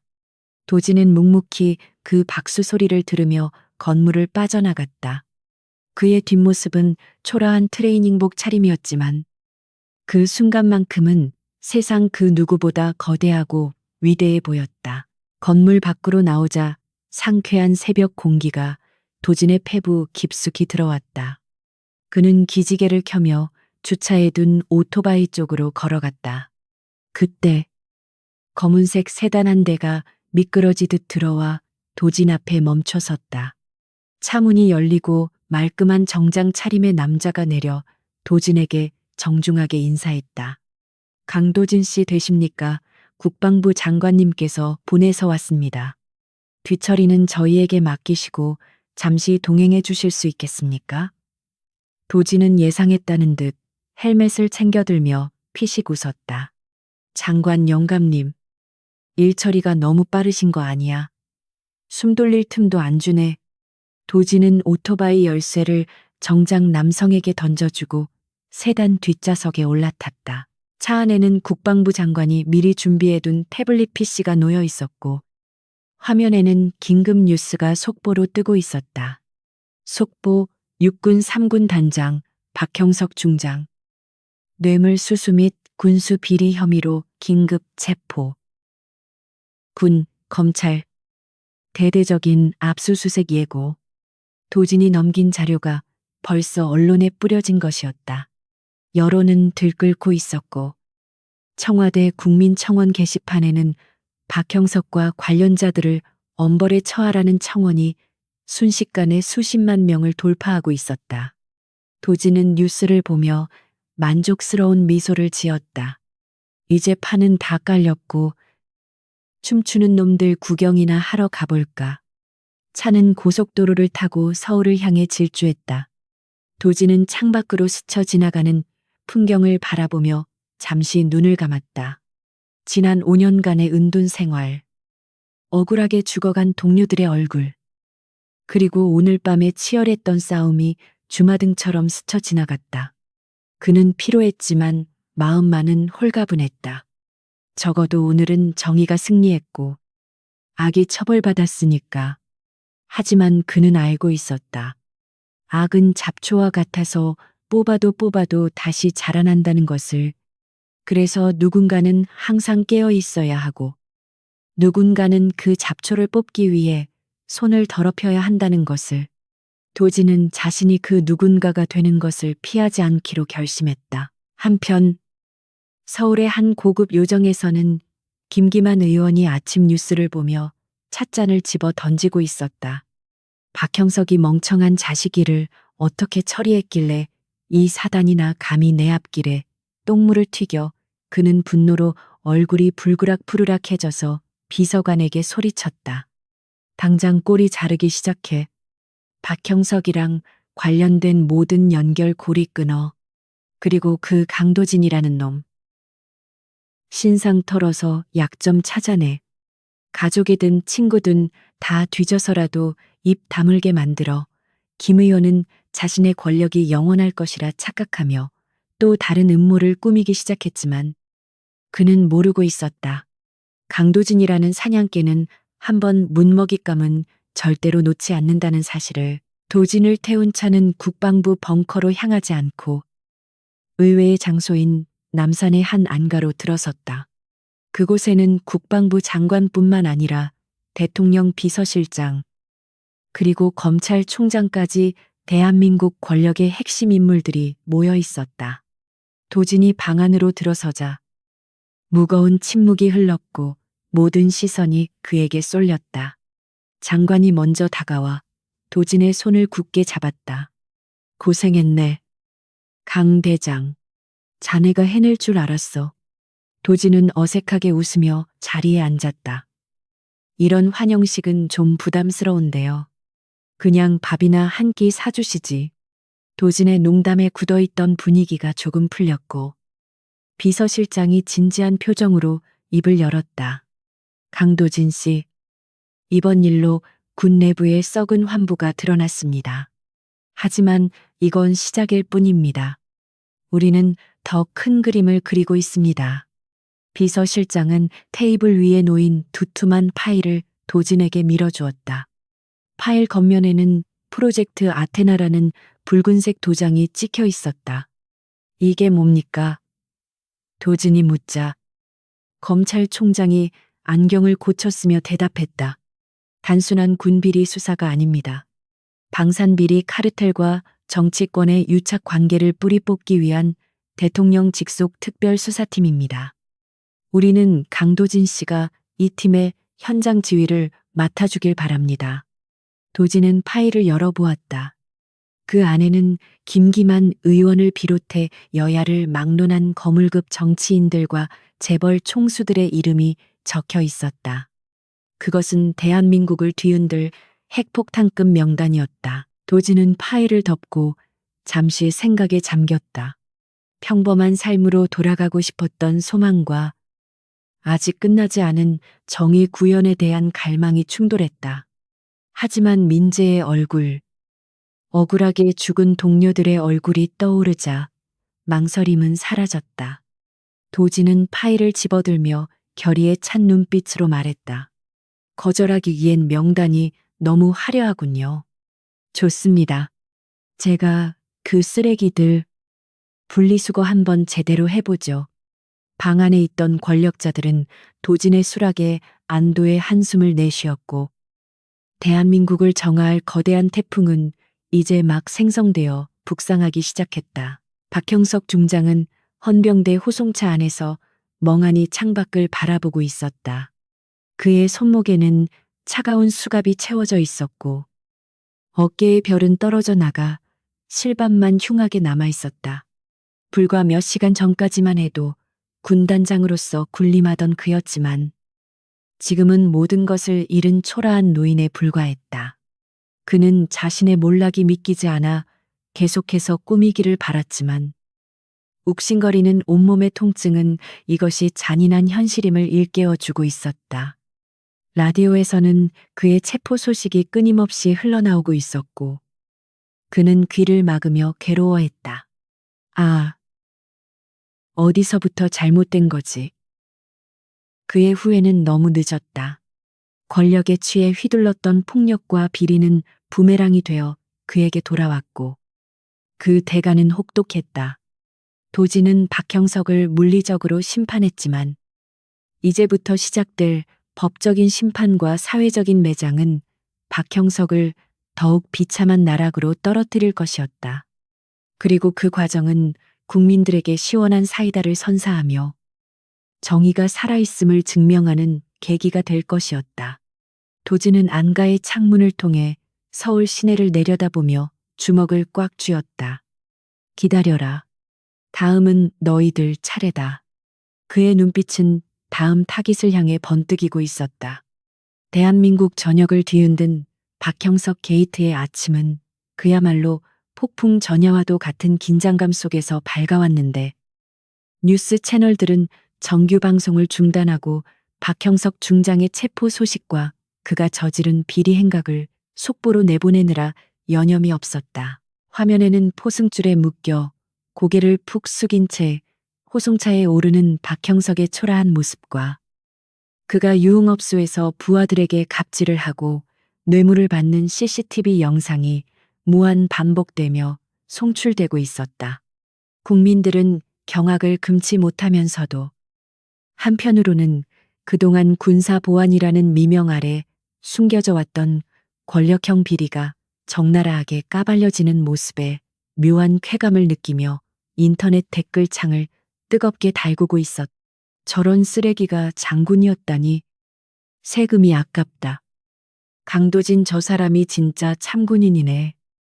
이번 기회에 썩은 뿌리까지 다 뽑아야 한다는 분노와 응원의 메시지가 쇄도하며 여론은 들끓는 용광로처럼 달아올랐다. 강도진은 남산 안가의 상황실에서 대형 모니터를 통해 이 모든 상황을 지켜보고 있었는데 그의 표정은 여론의 열기와는 대조적으로 차분하게 가라앉아 있었다.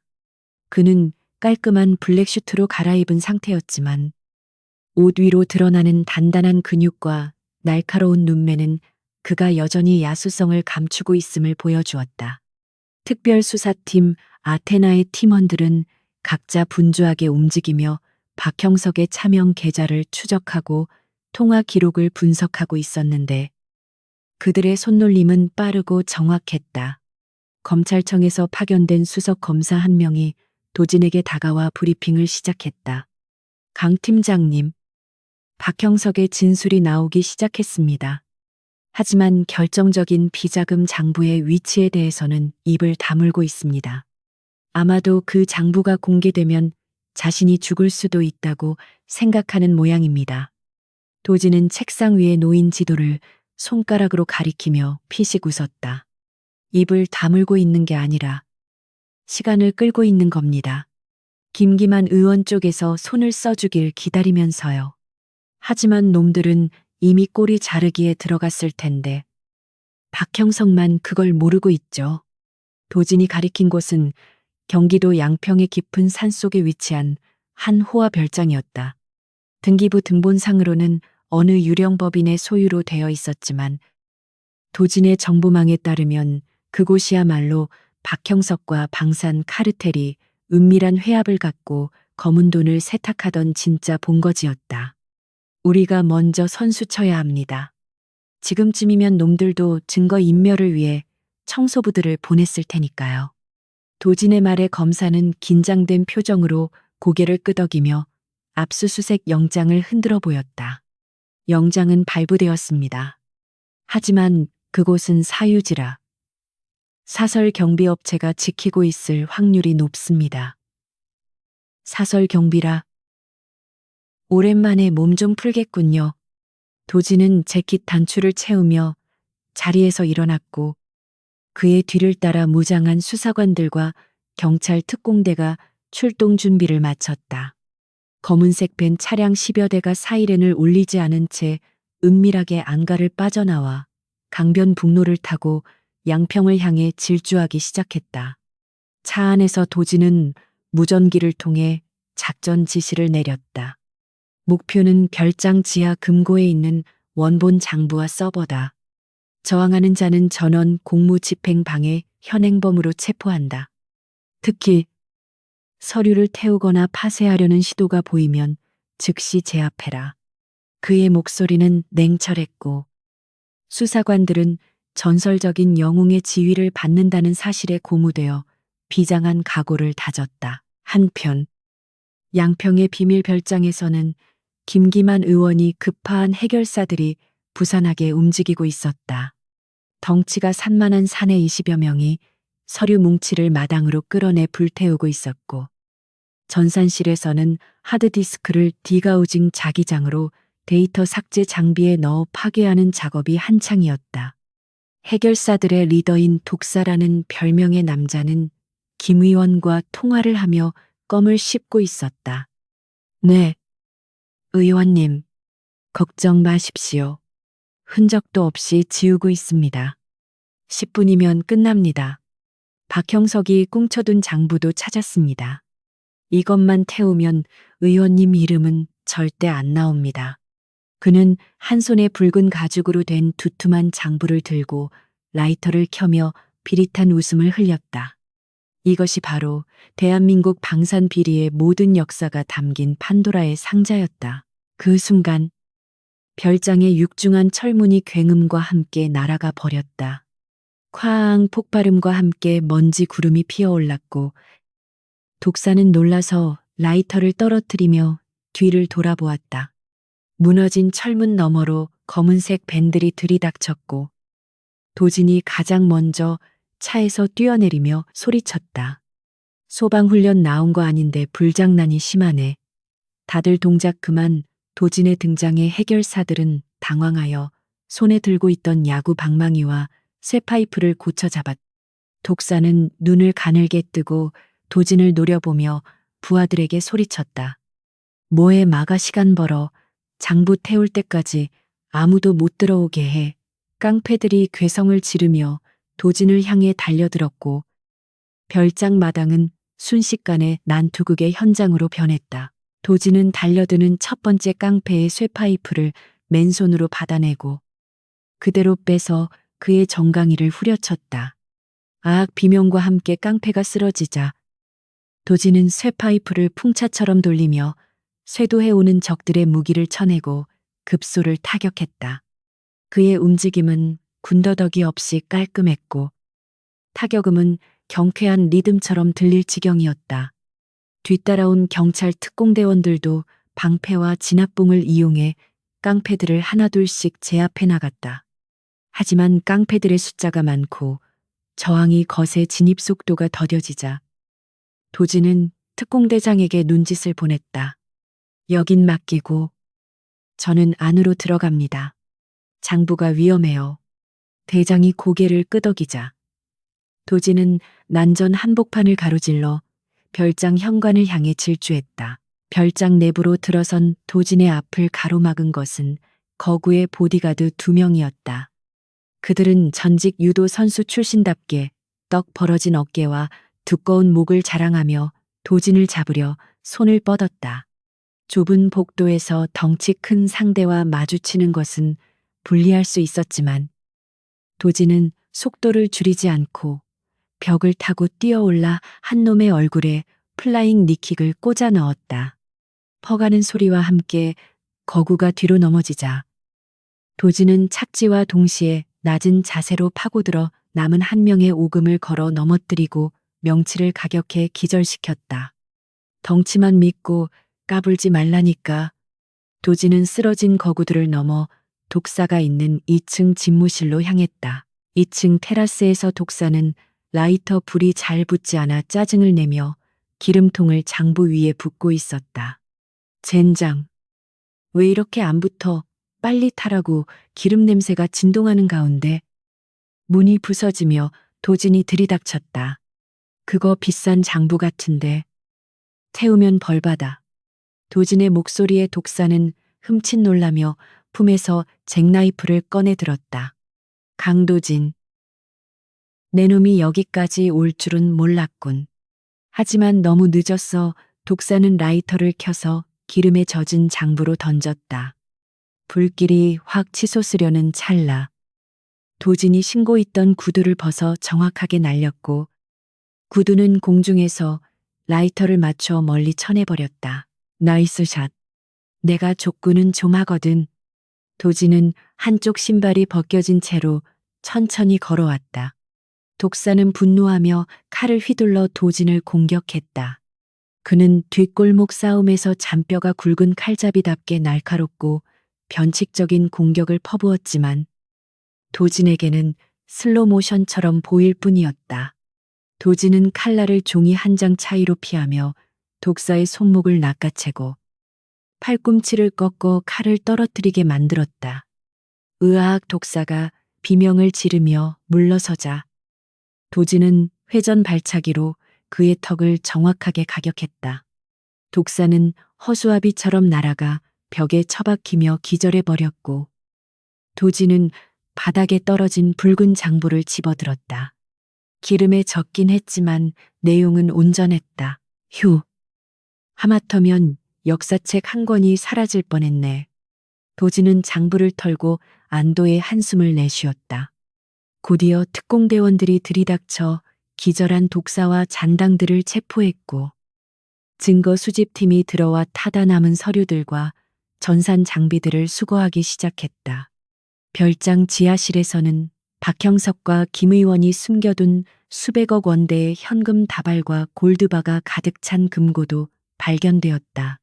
수사관들은 입을 다물지 못한 채 그 엄청난 규모의 검은 돈을 촬영했고 이 장면은 곧바로 뉴스 특보를 통해 전 국민에게 생중계될 예정이었다. 도진은 장부를 들고 별장을 나서며 하늘을 올려다보았다. 구름 사이로 햇살이 내리쬐고 있었다. 같은 시각 서울의 국회의원회관 김기만 의원은 TV 뉴스를 통해 자신의 하수인들이 체포되고 양평 별장이 털렸다는 소식을 접하고는 들고 있던 커피잔을 떨어뜨렸다. 속보 양평 비밀 별장 압수수색. 수백억 현금 뭉치와 비밀 장부 확보. 강도진 특별수사팀장. 성역 없는 수사 진행할 것. 뉴스 화면 하단에 흐르는 자막은 김 의원의 숨통을 조여왔다. 이럴 수가. 독사, 그 멍청한 놈이 실패하다니. 김 의원은 사색이 되어 비서관을 호출했다. 당장 검찰총장 연결해 법무부 장관한테도 전화하고 이건 정치 탄압이야. 야당 탄압이라고 성명서내. 하지만 김 의원의 전화는 어디에도 연결되지 않았다. 평소 형님 동생 하던 검찰 간부들도 술친구였던 언론사 국장들도 모두 그의 전화를 피하고 있었다.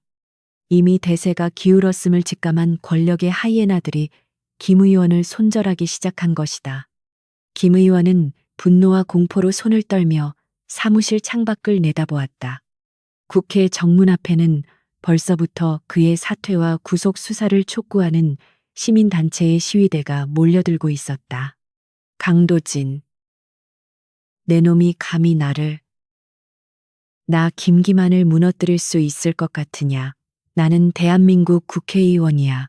불체포 특권이 있다고 그는 헛된 희망을 붙잡고 발악했지만 그의 목소리는 텅 빈 사무실에 공허하게 울릴 뿐이었다. 양평 별장 압수수색 현장에서 도진은 몰려든 기자들에게 둘러싸여 있었다.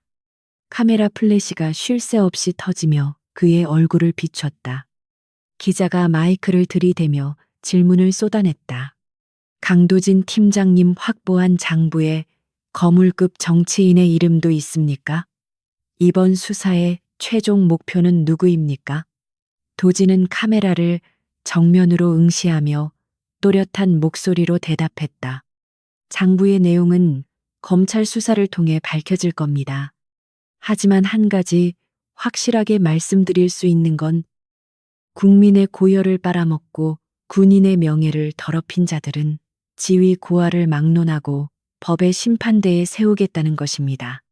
그게 별을 단 장군이든 금배지를 단 의원이든 예외는 없습니다. 도진의 선언은 전파를 타고 전국 방방곡곡으로 퍼져나갔다. 식당에서 밥을 먹던 시민들도, 사무실에서 일하던 회사원들도 일손을 놓고 TV 앞에 모여 환호성을 질렀다. 와, 속이 다 시원하다. 저게 진짜 남자지. 강도진 대통령 출마해라. 사람들은 오랜만에 느끼는 통쾌함에 열광했고, 강도진 신드롬은 걷잡을 수 없이 확산되었다. 도진은 인터뷰를 마치고 차에 오르려는데 군중 속에서 낯익은 얼굴이 보였다. 바로 1장과 2장에서 도진에게 도움을 받았던 알바생 김민재였다. 민재는 이마에 밴드를 붙인 채 밝은 표정으로 도진을 향해 엄지손가락을 치켜 세우고 있었다. 도진은 미소를 지으며 가볍게 손을 흔들어 주었다. 차에 올라탄 도진은 피로가 몰려와 시트에 깊숙이 몸을 묻었다. 하지만 그의 머릿속은 다음 단계의 계획으로 꽉 차 있었다. 장부는 확보했지만 김기만 의원은 만만한 상대가 아니었다. 그는 분명히 자신의 정치적 생명을 걸고 최후의 발악을 할 것이고 그 과정에서 또 다른 희생자가 나올 수도 있었다. 도진은 옆자리에 앉은 검사에게 물었다. 김기만 소환 조사는 언제 가능합니까? 검사는 장부를 훑어보며 대답했다. 내용이 너무 방대하고 구체적이라 분석하는데 며칠 걸릴 겁니다. 게다가 현직 의원이라 국회 동의도 필요하고요. 당장 체포는 힘듭니다. 도진은 혀를 찼다. 법대로 하면 너무 느려. 그 사이에 놈은 증거 조작하고 증인들 매수할 겁니다. 우리가 좀 더 서둘러야겠어요. 도진의 눈빛이 다시 매섭게 빛났다. 검사님, 혹시 김기만 의원이 후원하는 미래 국방 포럼이라는 행사 내일 열리는 거 아십니까? 검사가 고개를 끄덕이자 도진은 의미심장한 미소를 지었다. 거기 제가 초대받지 않은 손님으로 좀 가야겠습니다. 김 의원이 무대 위에서 스포트라이트 받는 걸 좋아한다니. 아주 특별한 조명을 비춰줘야죠. 도진은 이번에는 단순한 무력이 아니라 김기만이 가장 중요하게 여기는 명예와 이미지를 박살낼 계획을 세우고 있었다. 그날 밤, 도진은 안가의 개인실에서 낡은 서류 상자 하나를 꺼냈다.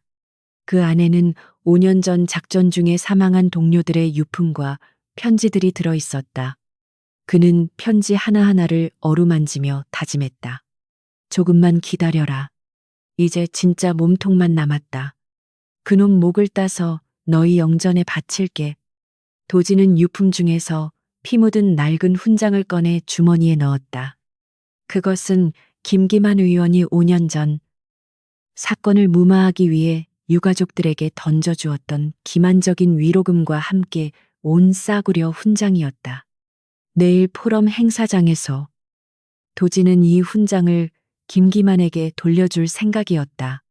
가장 모욕적이고 충격적인 방법으로 다음 날 아침 서울의 한 특급 호텔 대연회장 제10회 미래 국방 포럼 현수막이 걸려 있고 정재계 인사들과 군 고위 관계자들이 속속 입장하고 있었다.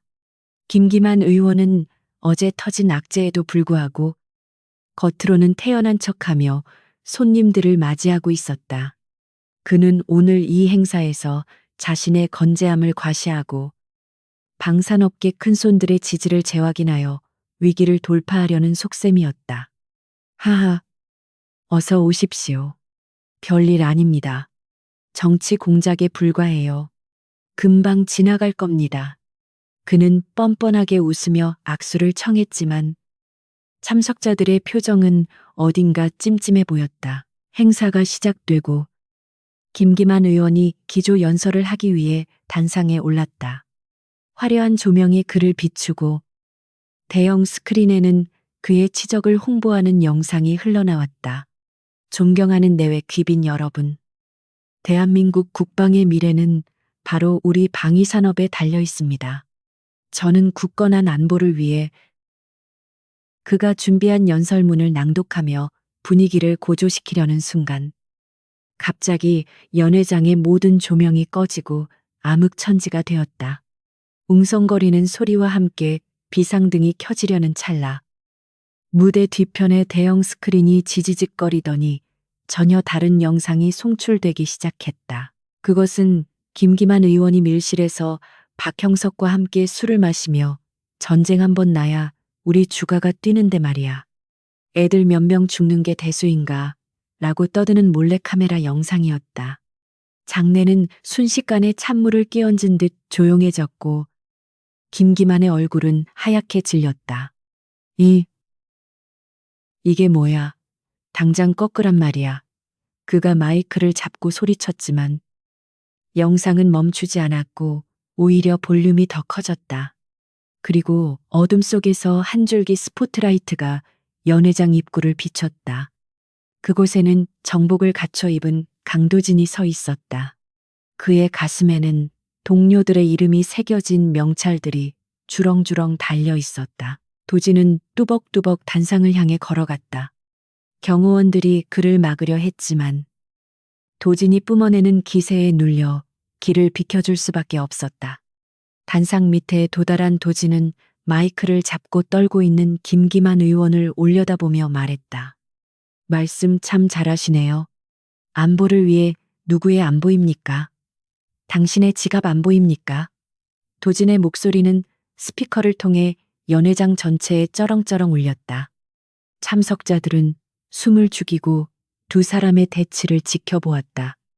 이것은 단순한 폭로가 아니었다. 죽은 자들의 목소리를 대변하는 산자의 처절한 심판이었다. 강도진, 네가 여길 어떻게? 김기만은 뒷걸음질 치다 발이 꼬여 넘어졌다. 도진은 단상 위로 올라가 주머니에서 피 묻은 훈장을 꺼내 김기만의 가슴팍에 던졌다. 이건 당신이 우리에게 준 쓰레기야. 도로 가져가. 그리고 이제 그 입으로 안보라는 단어 올리지 마. 역겨우니까. 훈장은 짤랑 소리를 내며 김기만의 명품 양복 위에 떨어졌다. 김기만은 수치심과 공포로 얼굴을 감싸쥐었다. 카메라는 이 모든 장면을 생중계하고 있었고 김기만의 정치 인생은 그 순간 사실상 사형 선고를 받은 것이나 다름없었다.